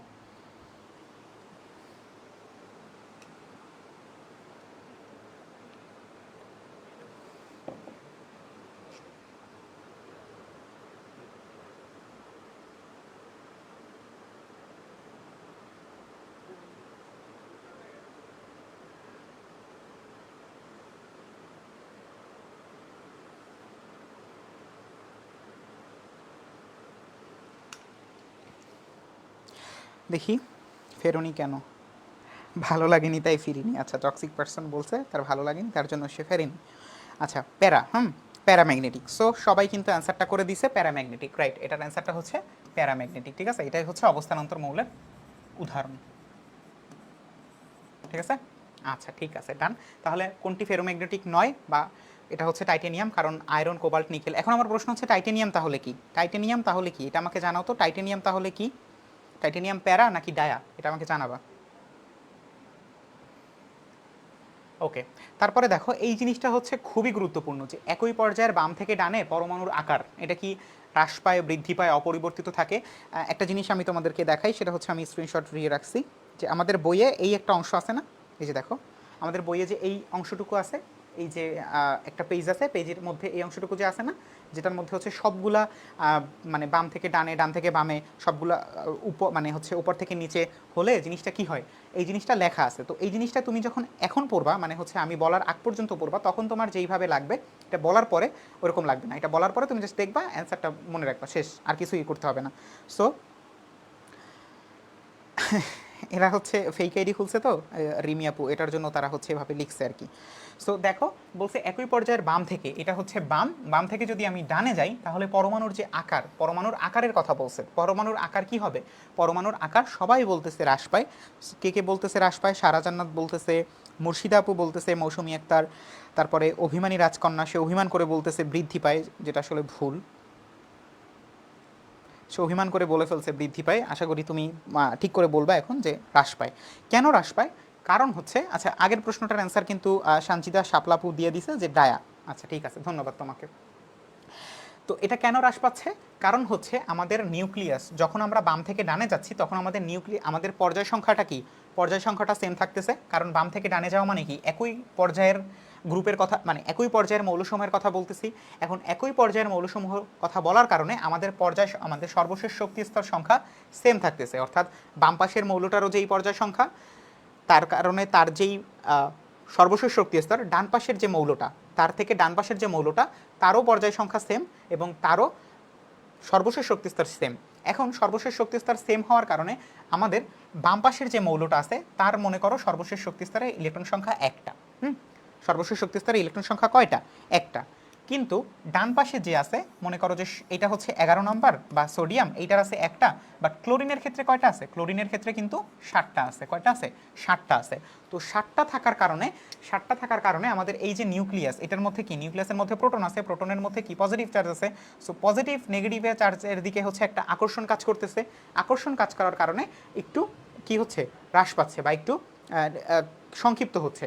সো এইটার প্রতি যতটা না তোমার হচ্ছে এই যে সর্বশেষ শক্তি স্তরে যে ইলেকট্রনটা আছে এটার প্রতি যতটা না সে হচ্ছে উদাসীন, এটা কিন্তু এই যে নিউক্লিয়াসটা, তার যে ইলেকট্রনগুলো আছে তার প্রতি ততটাই সে বেশি সংবেদনশীল বা ততটাই সে বেশি কেয়ারিং, যেমনটা হচ্ছে আমরা বিব্রেইনার তোমাদের প্রতি, অর্থাৎ আমাদের পেইড স্টুডেন্টের প্রতি, এবং অবশ্যই যারা হচ্ছে আমাদের বিব্রেইনারের প্রত্যেকটা পেজের সাথে যুক্ত আছে প্রত্যেকের প্রতি যেমন করে আমরা কেয়ারিং থাকি। এবং যেহেতু পেইড কোর্সে থাকার কারণে তোমরা আমাদের একটা গণ্ডির মধ্যে আসো, এর কারণে আমরা কিন্তু তোমাদের আরও বেশি ভালো করে একটা কেয়ার নিতে পারি। সো এই জিনিসটাই হচ্ছে এটার মতো আর কি। সো হ্রাস পেলেও এখানে আমাদের হ্রাস পাচ্ছে আয়তন, কিন্তু আমরা তোমার কেয়ার করতে পারতেছি কি আরও বেশি করে। সো যারা হচ্ছে এখনও চিন্তা করতেছো কী করবা, অনলাইন অফলাইন নাকি হচ্ছে বিব্রেইনার বা অন্য কোথাও, তাদের ক্ষেত্রে অনলাইন অফলাইনের তো প্রশ্নই আসতেছে না। কারণ হচ্ছে এখানে তুমি সারা বাংলাদেশ থেকে, অর্থাৎ টেকনাফ থেকে তেঁতুলিয়া সবার মধ্যে তুমি হচ্ছে একটা ভালো প্রতিযোগিতা করতে পারতেছো, এটা হচ্ছে প্রথম কথা। দ্বিতীয় কথা হচ্ছে আমাদের এইখানে তোমার এলাকার মধ্যে কয়েকজন ভালো আছে, বাট তুমি বাংলাদেশের সবার সাথে পরীক্ষা দিবা তুমি সবার সাথে, বা প্রতিযোগিতা করতেছো কি কয়েকজনের সাথে, যখন তুমি অফলাইনে ভর্তি হইতেছো। বাট যখন তুমি অনলাইনে ভর্তি হইতেছো, এবং অবশ্যই বিব্রেইনার যেখানে হচ্ছে সব থেকে বেশি সংখ্যক স্টুডেন্ট ভর্তি হয়েছে এবার, তখন কিন্তু তোমার কি হচ্ছে, তখন কিন্তু তুমি টেকনাফ থেকে তেঁতুলিয়া, রাজশাহী থেকে তোমার চট্টগ্রাম, সবার সাথে তুমি একটা কম্পিটিশন করতে পারতেছো, যে কারণে তোমরা হচ্ছে একদম নির্ভেজাল থাকতে পারতেছো। যেমনটা অর্নি ইসলাম আপু বলতেছে যে বিব্রেইনারে যারা আছে যুক্ত, টেনশনে থাকে সে মুক্ত। বাহ, খুব ভালো হয়েছে, তোমাকে অনেক অনেক ধন্যবাদ এত সুন্দর একটা কথা বলার জন্য। আচ্ছা, হ্যাঁ, সামিয়ান আলিমা আপু যেটা বলছে, আমরা হচ্ছে এখন পড়ায় চলে আসি, যে হ্রাস পায় কারণ আয়নের সংখ্যা বেড়ে যায় কিন্তু পর্যায় সংখ্যা কমে। পর্যায় সংখ্যা কমে না, পর্যায় সংখ্যা সেম থাকে এই কারণে, এবং সেম থাকার কারণে ইলেকট্রনের প্রতি নিউক্লিয়াসের যে আকর্ষণ বা টান সেটা বেশি হওয়ার কারণে এটা সংক্ষিপ্ত হয়ে যায় এবং সেটা কি হ্রাস পায়। তাহলে একই পর্যায়ের বাম থেকে ডানে মৌলের পরমাণুর আকার হ্রাস পায়। আমি তোমাদের এখন কয়েকটা বলবো, সেগুলো দেখি তোমরা কে অ্যান্সার করতে পারো।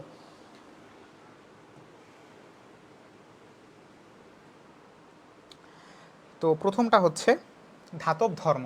হ্যাঁ, ধাতব ধর্ম এটা বাম থেকে ডানে গেলে হ্রাস পায় নাকি বৃদ্ধি পায়, আমাকে বলবা। ধাতব ধর্ম বাম থেকে ডানে হ্রাস পায় নাকি বৃদ্ধি পায়, বাম থেকে ডানে হ্রাস পায় নাকি বৃদ্ধি পায়, এটা বলবা। তারপরে আমাকে বলবা বিজারণ ক্ষমতা, বিজারণ ক্ষমতা বাম থেকে, এটা কিন্তু ক্ষমতা বলতেছি আমি, হ্যাঁ, বিজারণ ক্ষমতা বাম থেকে ডানে গেলে হ্রাস পায় নাকি বৃদ্ধি পায়। তারপরে আমাকে বলবা ইলেকট্রন আসক্তি, বাম থেকে ডানে গেলে হ্রাস পায় নাকি বৃদ্ধি পায়। এবং সবার শেষে যেটা বলবা সেটা হচ্ছে ক্ষারকীয় ধর্ম।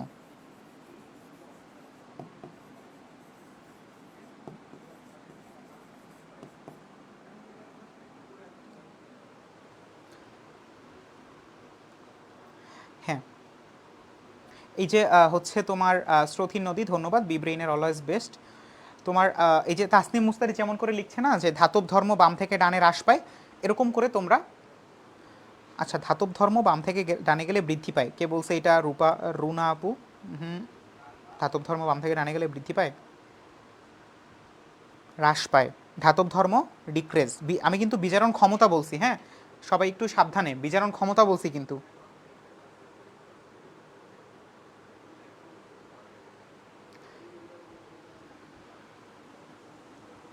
বিজারণ ক্ষমতা হ্রাস পায়, রাইট, বিজারণ ক্ষমতা হ্রাস পায়।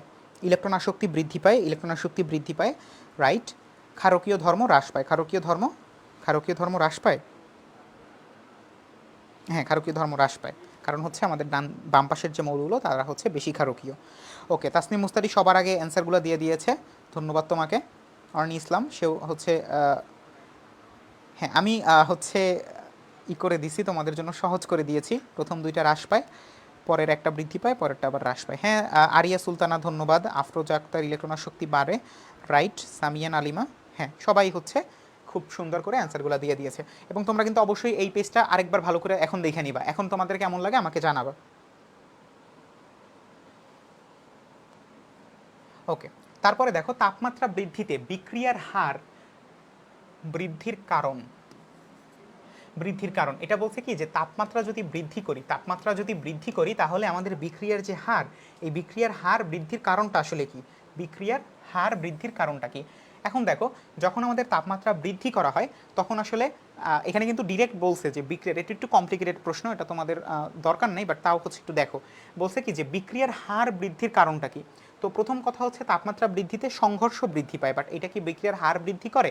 এটা বিক্রিয়ার হার বৃদ্ধি করে না, কারণ হচ্ছে সংঘর্ষ বৃদ্ধি পাওয়া মানেই হচ্ছে বিক্রিয়ার হার বৃদ্ধি পাওয়া না। এরপর আরও বেশ কিছু কাজ আছে। তারপরে দেখো সক্রিয়ণ শক্তি হ্রাস পায়, সক্রিয়ণ শক্তি বৃদ্ধি পায়। সক্রিয়ণ শক্তি তো বৃদ্ধি পাই না, কারণ কি সক্রিয়ণ শক্তি যদি বৃদ্ধি পায় তাহলে তো আমাদের কি হচ্ছে, তাহলে তো আমাদের বিক্রিয়ার হার বৃদ্ধি পাচ্ছে না। সক্রিয়ণ শক্তি যদি বৃদ্ধি পায় তাহলে আমাদের কি বলে এটাকে, বিক্রিয়ার হারটা বৃদ্ধি পাচ্ছে না। তারপরে দেখো সক্রিয়ণ সংখ্যা বৃদ্ধি। দেখো সক্রিয়ণ শক্তি হ্রাস পায়, এই জিনিসটা কখন ঘটে? এই জিনিসটা কিন্তু হচ্ছে তাপমাত্রা বৃদ্ধির সাথে রিলেটেড না, কারণ হচ্ছে আমাদের তাপমাত্রা যখন বৃদ্ধি করতেছে আমাদের অণু পরমাণুর জিনিসটা ঘটতেছে, ঠিক আছে, অণু পরমাণুর সাথে জিনিসটা ঘটতেছে। সো এ কারণে সক্রিয়ণ শক্তিটা হ্রাস পাবে না, বরং সক্রিয়ণ সংখ্যাটা বৃদ্ধি পাবে। সক্রিয়ণ সংখ্যা বৃদ্ধি পাওয়ার কারণে সে সক্রিয়ণ মানে যে শক্তি সেটা খুব দ্রুত কভার করতে পারবে, অর্থাৎ তখন মনে হবে যে সক্রিয়ণ শক্তিটা হ্রাস পাচ্ছে।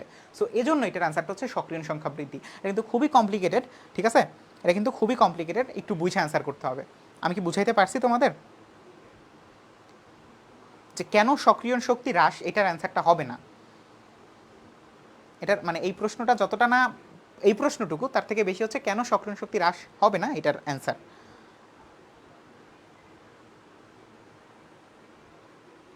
ঠিক আছে, আমিও বুঝাইতে পারছি। আরেকবার বলতেছি যে যখন আমাদের তাপমাত্রা বৃদ্ধি করতেছি, আমাদের তাপমাত্রা বৃদ্ধি করার ফলে আমাদের অণু পরমাণুগুলোর মধ্যকার যে কি বলে এটাকে, আন্তঃআণবিক দূরত্ব, এটা বাড়তেছে, যার ফলে তারা খুব দ্রুত ছোটাছুটি করতে পারতেছে, যে কারণে তাদের সক্রিয়ণ সংখ্যাটা বৃদ্ধি পাচ্ছে। বাট সক্রিয়ণ শক্তি হ্রাস পাচ্ছে কখন? যখন সক্রিয়ণ সংখ্যাটা বৃদ্ধি পাচ্ছে তার পরিপ্রেক্ষিতে হ্রাস পাচ্ছে সক্রিয়ণ শক্তি। তো এজন্য এটার অ্যান্সারটা হবে সক্রিয়ণ সংখ্যা বৃদ্ধি। ঠিক আছে, আলহামদুলিল্লাহ ক্লিয়ার। ওকে ডান, আমরা হচ্ছে সামনে যাই। দেখো বিক্রিয়ার গতির উপর প্রভাব নেই কোনটির? বিক্রিয়ার গতির উপর প্রভাব নেই, আমরা সবাই জানি এটা। আমরা জানি যে তাপমাত্রা, প্রভাবক, বিক্রিয়কের ঘনমাত্রা, এটা কিন্তু বিক্রিয়কের ঘনমাত্রা এটার উপরে কিন্তু প্রত্যেকটার উপরে, এবং বিক্রিয়ার যে পৃষ্ঠতলের ক্ষেত্রফল, অর্থাৎ আমরা পৃষ্ঠতল, দেখো যখন তুমি প্রভাবকটা মনে রাখতেছো, যে প্রভাবক কথাটা যখন মনে রাখতেছো যে প্রভাবক, বিক্রিয়ার গতির উপরে প্রভাবকের প্রভাব আছে, তখন তুমি স্বাভাবিকভাবেই তোমার মনে রাখতে হবে যে বিক্রিয়ার পৃষ্ঠতলের উপরেও আমাদের বিক্রিয়ার গতির প্রভাব রয়েছে। ঠিক আছে, ক্লিয়ার? কারণ হচ্ছে প্রভাবক কাজ করে পৃষ্ঠতলের উপরেই, প্রভাবক কাজ করে কোথায়? পৃষ্ঠতলের উপরে। সো বিক্রিয়ার পাত্রের আকারের উপরে কিন্তু আমাদের বিক্রিয়ার যে গতি, এই গতির কোনো প্রভাব নেই। ঠিক আছে, ওকে ডান। এরপরে দেখো সাম্যাবস্থায় কোনো বিক্রিয়ায় তাপমাত্রা বৃদ্ধি করলে, মনে করো একটা সাম্যাবস্থা অবস্থান করতেছে, সো এই অবস্থায় যদি আমরা তাপমাত্রা বৃদ্ধি করি তাহলে সাম্যের সরণ বা সাম্যের যে অবস্থান এটা কোন দিকে অগ্রসর ঘটবে বা কোন দিকে ঘটবে। এখন দেখো এটা হচ্ছে একদম ক্লুলেস একটা প্রশ্ন। যদি আমাদের এখানে বলতো তাপোৎপাদী বিক্রিয়ার ক্ষেত্রে যদি তাপমাত্রা বৃদ্ধি করি তাহলে কি ঘটবে, তাহলে আমরা একটা প্রশ্নের অ্যান্সারটা খুব ভালো করে দিতে পারতাম। বাট এখন তো একটু আমাদেরকে ঝামেলা হয়ে গেল। সে জিনিসটা দেখো, বলছে যে কোনো বিক্রিয়ার তাপমাত্রা যদি বৃদ্ধি করি তাহলে সাম্যের সরণ কোন দিকে ঘটে। এইরকম যদি প্রশ্ন আসে সেক্ষেত্রে আমরা একদম ইমিডিয়েটলি বলে দিব যে আমাদের তাপোৎপাদী বিক্রিয়ার দিকে। ঠিক আছে,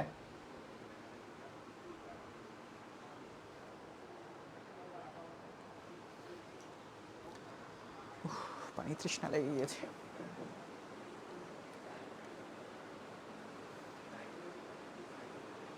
হ্যাঁ এটার অ্যান্সার করো তো।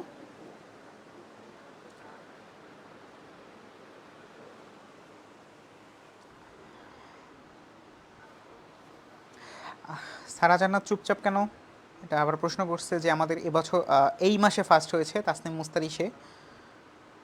সো এরা কিন্তু হচ্ছে প্রথম হয়ে, তাসনিম মুস্তারি আপনি প্রথম হয়ে কি পুরস্কার অর্জন করছেন একটু আমাদের জানান তো। আমরা একটু জানতে চাই আপনি প্রথম হওয়ার মাধ্যমে আমাদের যে কোর্সে আমাদের এঙ্গেজমেন্ট বাড়াতে যে জিনিসটা করা হয় সেটা হচ্ছে আমাদের যারা প্রথম দ্বিতীয় তৃতীয় হয় তাদের হচ্ছে স্পেশাল পুরস্কার দেওয়া হয়, সেটা আমরা জানতে চাই তাসনিম মুস্তারি যে হচ্ছে এবার প্রথম হয়েছে এই মাসে তার থেকে। আচ্ছা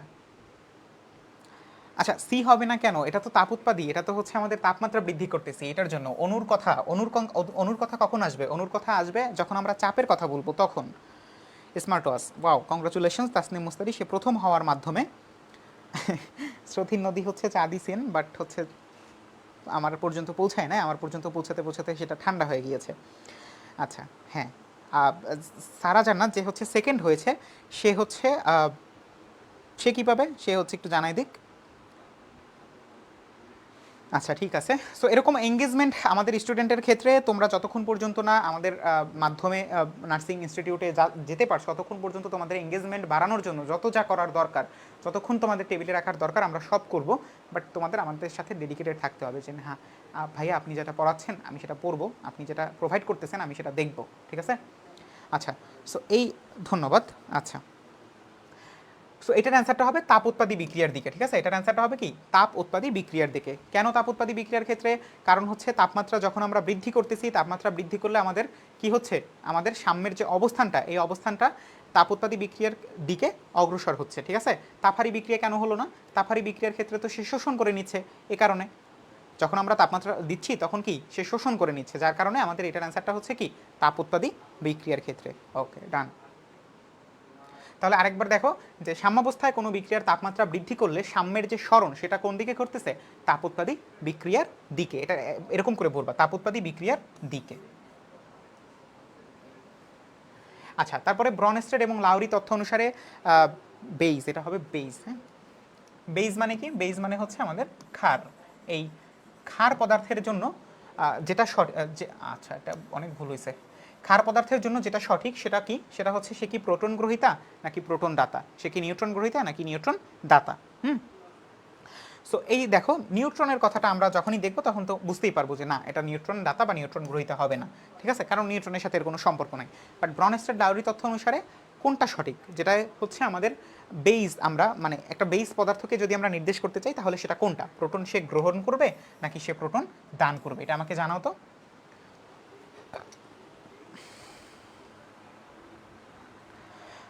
আচ্ছা, হ্যাঁ, সবাই বলতেছে যেহেতু প্রোটন দাতা তাহলে আমরা কিন্তু প্রোটন দাতাকে সঠিক উত্তর হিসেবে চিহ্নিত করলাম। হ্যাঁ, অবশ্যই, কারণ হচ্ছে প্রোটন দাতা যখন সে প্রোটন দান করতেছে তখনই সে ব্রনস্টেড লাউরি তথ্য অনুসারে একটা বেস বা ক্ষার হিসেবে আমাদের সাথে কাছে পরিগণিত হবে, এবং প্রোটন গ্রহীতা বা প্রোটন যখন গ্রহণ করবে তখন সে অম্ল হবে। এবং এই ব্রনস্টেড লাউরির সাথে আরও দুজন আছে না, আরহেনিয়াস, লুইস, এই দুজনের ক্ষেত্রে কি এই দুজনের ক্ষেত্রে কি আমরা একটু দেখে আসি। এই দুজনের ক্ষেত্রে যেটা হচ্ছে সেটা হচ্ছে, ঠিক আমার কাছে আছে, হ্যাঁ, না থাকলে সমস্যা নেই। আচ্ছা, সো আরহেনিয়াসের ক্ষেত্রে কি? আরহেনিয়াসের ক্ষেত্রে আমাদের আরহেনিয়াসের ক্ষেত্রে ক্ষার কি হবে? আরহেনিয়াসের ক্ষেত্রে ক্ষার হবে হাইড্রোক্সাইড যে গ্রহণ করবে, হাইড্রোক্সাইড যে গ্রহণ করবে। আর অম্ল কি হবে? যে H+ দান করবে, যে H+ দান করবে। হ্যাঁ, আরহেনিয়াস। আর লুইসের ক্ষেত্রে কি বলতো? লুইসের ক্ষেত্রে যার নিঃসঙ্গ ইলেকট্রন জোড় আছে সে হচ্ছে বেইস, আর যার নিঃসঙ্গ ইলেকট্রন যুগল নাই সে কি কি বলতেছি, যে হচ্ছে নিঃসঙ্গ ইলেকট্রন যুগল গ্রহণ করতেছে সে হচ্ছে বেজ, আর যে দান করতেছে সে কি? সে হচ্ছে অম্ল। সো এগুলো খুব একটা বেশি তোমাদের দরকার নেই, জাস্ট এইটা হচ্ছে এইটা আর আরহেনিয়াস, ঠিক আছে? ব্রনস্টেড লাউরি আর আরহেনিয়াস, এই দুইটা তোমরা হচ্ছে মনে রাখবা, ঠিক আছে? আরহেনিয়াস, আরহেনিয়াস, এই দুইটা তোমরা মনে রাখবা, ঠিক আছে? ওকে, ডান। এখন এ বলতেছে কে? রিমি আক্তার। রিমি কিন্তু ভুল অ্যান্সার দিছে, তাকে সম্মানজনক অ্যাংরি রিয়েক্ট দেওয়া হলো। ওকে, ঠিক আছে। আচ্ছা, তারপরে পরবর্তী প্রশ্ন, কোন অ্যাসিডটি তীব্রতম? এই জিনিসটা হচ্ছে তোমাদের যদি ইনকেস যদি তোমাদের হচ্ছে চলে আসে, কি চলে আসে বলো তো? ইনকেস যদি তোমাদের হ্যাঁ, আজকে 25টা কোশ্চেন আপু। আচ্ছা, ইনকেস যদি তোমাদের কোনো এমসিকিউ চলে আসে, দেখো এরকম যদি প্রশ্ন হয় যে কোন অ্যাসিডটি তীব্রতম, সেক্ষেত্রে তোমরা যেটা করবা সেটা হচ্ছে আমাদের কেন্দ্রীয় যে মৌলটা আছে না, কেন্দ্রীয় মৌলটার জারণ সংখ্যা নির্ণয় করতে হবে। কেন্দ্রীয় মৌলটা যেই যৌগটার কেন্দ্রীয় জারণ সংখ্যা সব থেকে বেশি সে হচ্ছে সব থেকে বেশি তীব্রতম। তো এটার ক্ষেত্রে দেখো, এটার ক্ষেত্রে কি হচ্ছে 1 + x প্লাস হচ্ছে প্লাস কত -2 × 2, মানে হচ্ছে কত হচ্ছে এখানে দেখো -4 + 1, তার মানে হচ্ছে 3, এই পাশে আসলে কত হচ্ছে 3 হয়ে যাচ্ছে, তার মানে এটা হচ্ছে 3। পরেরটার ক্ষেত্রে দেখো 1 + x প্লাস হচ্ছে -2 × 3, তো এটা কি হচ্ছে -6 + 1, তার মানে হচ্ছে এটা 5। এটা কত 5, আমার হাতে লেখা নিয়ে কাজ করতে হবে, কি বলো? তারপরে হচ্ছে ক্লোরিনের ক্ষেত্রে কি হচ্ছে, ক্লোরিনের ক্ষেত্রে 1 প্লাস এটা হচ্ছে x প্লাস এটার ক্ষেত্রে কি হচ্ছে -2 ইন্টু এটা 4 আছে তার মানে 4, তাহলে হচ্ছে 4 দুগুণে 8, 8 আর 1 তার মানে হচ্ছে 7, এই পাশে আসলে +7। ব্রোমিনের ক্ষেত্রে কি হচ্ছে 1 প্লাস x প্লাস -2 ইন্টু 4, এটাও কি 7 হচ্ছে। তো এই দুইটা তো হবে না, হ্যাঁ এই দুইটা কি হবে না, কিন্তু এই দুইটার মধ্যে কেন হচ্ছে, এই দুইটার মধ্যে কে সঠিক উত্তর হবে? এই দুইটার মধ্যে সঠিক উত্তর হবে সে যার কি, যার হচ্ছে কি বলে এটাকে পারমাণবিক ভর বা পারমাণবিক সংখ্যাটা কম। এখন পারমাণবিক সংখ্যা কম মানে কি, মানে হচ্ছে তার ইলেকট্রন বা নিউক্লিয়াস থেকে তার যে ইলেকট্রনগুলো সেগুলোর ক্লোজনেস বেশি, ঠিক আছে, বা তার আমি আসলে বলতে চাচ্ছি আকারের কথা, ঠিক আছে, আকার হচ্ছে যার ছোট সে হচ্ছে বেশি তীব্রতম। তো সেই হিসাবে আমরা বলতে চাচ্ছি যে আমাদের সঠিক উত্তর এই ClO4, ঠিক আছে। I hope clear. সো কোন অ্যাসিডটি তীব্রতম, এই ধরনের প্রশ্ন আসলে নিশ্চয়ই পারবো। হ্যাঁ, সারা জান্নাত সিসি করতেছে কেন? ও আচ্ছা, অ্যান্সার করতেছে। আচ্ছা ঠিক আছে, HClO4, ওকে ডান, ঠিক আছে। তো এই জিনিসটা নিশ্চয়ই বুঝতে পারছো। প্রথম কথা হচ্ছে এই ধরনের প্রশ্নের প্রথম উত্তর হচ্ছে যার মধ্যে সবথেকে বেশি কি বলে এটাকে জারণ সংখ্যা বেশি থাকবে কেন্দ্রীয় মৌলের, সে হচ্ছে তীব্রতম। আবার যদি ইকুয়াল হয়ে যায়, ইকুয়াল হয়ে গেলে যে জিনিসটা করতে হবে, ইকুয়াল হয়ে গেলে যেই মৌলটার মানে যেই কেন্দ্রীয় মৌল, যেই যৌগের কেন্দ্রীয় মৌলের জারণ সংখ্যা ইকুয়াল, বাট যেই যৌগ মানে যেই যৌগের কেন্দ্রীয় পরমাণুর যে মৌলটা আছে বা কেন্দ্রীয় পরমাণুটা আছে তার আকার যার ছোট সে হবে বেশি তীব্রতম, ঠিক আছে, ওকে ডান। তারপরে দেখো পঞ্চম অধ্যায়ের একটা প্রশ্ন, এই প্রশ্নগুলো হচ্ছে খুব ফালতু প্রশ্ন লাগে আমার কাছে। দেখো এখানে কি বলছে যে শরীরের সামগ্রিক রক্ষণ প্রক্রিয়ায় যে মেটাবলিক পরিবর্তন সমূহ ঘটে, মেটাবলিক পরিবর্তন একটা জিনিস বোঝো যে মেটাবলিক পরিবর্তন ঘটলে কি হয়, মেটাবলিক পরিবর্তন ঘটলে শরীরে তাপের উদ্ভব ঘটে বা এই রিলেটেড কথা মানে এই এরকম জিনিসপত্র হয়। সো এটা নিয়ন্ত্রণ করে গে, এটা নিয়ন্ত্রণ করে থাকে আমাদের ফ্যাট নিয়ন্ত্রণ করে না, ভিটামিন খনিজ লবণ এ দুজন তো সম্ভবই না, এই দুজন হচ্ছে এরকম কোনো কিছু নিয়ন্ত্রণ করে না, ফ্যাট নাকি প্রোটিন, এটা মেটাবলিক পরিবর্তন বা এই ধরনের পরিবর্তন নিয়ন্ত্রণ করে থাকে প্রোটিন, ঠিক আছে, মনে থাকবে নিশ্চয়ই, ঠিক আছে। পঞ্চম অধ্যায়ে বোঝার কিছু নাই, পঞ্চম অধ্যায়ে হচ্ছে যে এরকম কয়েকটা জিনিস মুখস্থ করে ফেলতে হয় আর কি, ঠিক আছে। সো মেটাবলিক পরিবর্তন, বাট এটা বোঝার যেহেতু এর জন্য এই এমসিকিউটা রাখছি যে মেটাবলিক পরিবর্তন তার মানে এখানে তাপের একটা পরিবর্তন ঘটতেছে বা তাপের হালকা পাতলা হচ্ছে। সো এই ক্ষয়পূরণ হচ্ছে, তারপরে হচ্ছে তোমার অর্থাৎ মোটামুটি আমাদের মেটাবলিক পরিবর্তনের মাধ্যমেই তো শক্তিটা উৎপন্ন হচ্ছে, তো এই কারণে আমাদের কি হবে প্রোটিন হবে। আর যদি হচ্ছে একান্ত তাপের উদ্ভব বা তাপের নিয়ন্ত্রণ এরকম কথাবার্তা যদি বলতো তাহলে হয়তো ফ্যাট বা স্নেহ। এবং সবার শেষ এমসিকিউ যেটা সেটা হচ্ছে আমরা চলে আসছি, সেই এমসিকিউটা চলে আসার আগে আগে হচ্ছে আমি তোমাদের থেকে একটু নিয়ে নিব, আমাদের ক্লাসটা আজকে কেমন হলো সেটা তোমাদের থেকে জেনে নিব।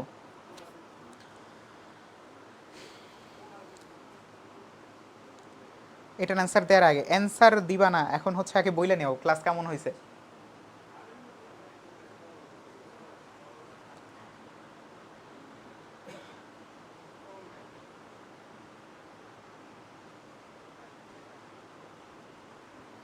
আহা, নেটের প্রবলেমের জন্য হচ্ছে আরিয়া সুলতানা আপু ক্লাসটা মেবি কন্টিনিউ করতে পারেনি।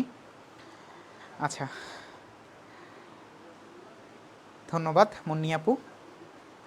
মির্জা আপু বলছে অলওয়েজ বেস্ট, ধন্যবাদ।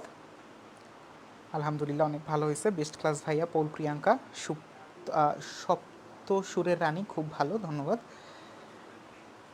আচ্ছা, তো অর্নি ইসলাম তুমি কি হচ্ছে এই আমাদের পেইড স্টুডেন্ট? আচ্ছা, রুনা আপু বলছে অনেক সুন্দর ভাইয়া, ভালো লাগছে খুব। ইশরাত জাহান ধন্যবাদ। আচ্ছা, তাসনিম মুস্তারি বলছে বায়োলজি কেমিস্ট্রি মাশাআল্লাহ ভালো ছিল, সবসময় বেস্ট হয়, ধন্যবাদ। জয়া দাস ভালো লাগছে, ফার্স্ট টাইম ক্লাস করলাম ভাইয়া। আচ্ছা ঠিক আছে, হ্যাঁ হালিমা জান্নাত বলছে বিব্রেইনারে অনেক ভালো লাগে, ধন্যবাদ। কানিজ মাইশা বলছে খুব ভালো লাগছে, শুক্রিয়া। ঠাকুমার ঝুলি থেকে আসছি, আচ্ছা বেশ টিচার আমার কাছে কেমিস্ট্রি অ্যান্ড বায়োলজি, এটা তো আমার জন্য হচ্ছে বড়সড় একটা পাওয়া হয়ে গেল অর্নি ইসলামের কাছ থেকে, ধন্যবাদ। সাদিয়া লিমু ধন্যবাদ। আচ্ছা ঠিক আছে, অস্থির ক্লাস, অনেক ভালো লাগছে ভাইয়া। কিরে কোনো ছেলে নাই? পোলাপাইনের কি ভালো লাগে না আমার ক্লাস? আলহামদুলিল্লাহ ভীষণ ভালো, ধন্যবাদ। মারুফা আপু, নুসরাত জাহান নিধি মাশাল্লাহ ধন্যবাদ, আগুন জ্বালাই দিয়েছেন ভাইয়া, সারা জান্নাত। আচ্ছা আচ্ছা ঠিক আছে, অনেক অনেক ধন্যবাদ তোমাদেরকে। সামিয়ান আলিমা সে একটা খুব সুন্দর কমপ্লিমেন্ট দিছে যে মিস করলো তার জন্য খারাপ লাগতেছে, আচ্ছা ঠিক আছে। আচ্ছা ঠিক আছে, অনেক ভালো ভাইয়া। শ্রাবণী রানী রয়। সো এই ক্লাসগুলো ভালো হবে কখন বা আরও বেশি বেটার হবে কখন, যখন তোমরা অনেক বেশি কমেন্ট করবা।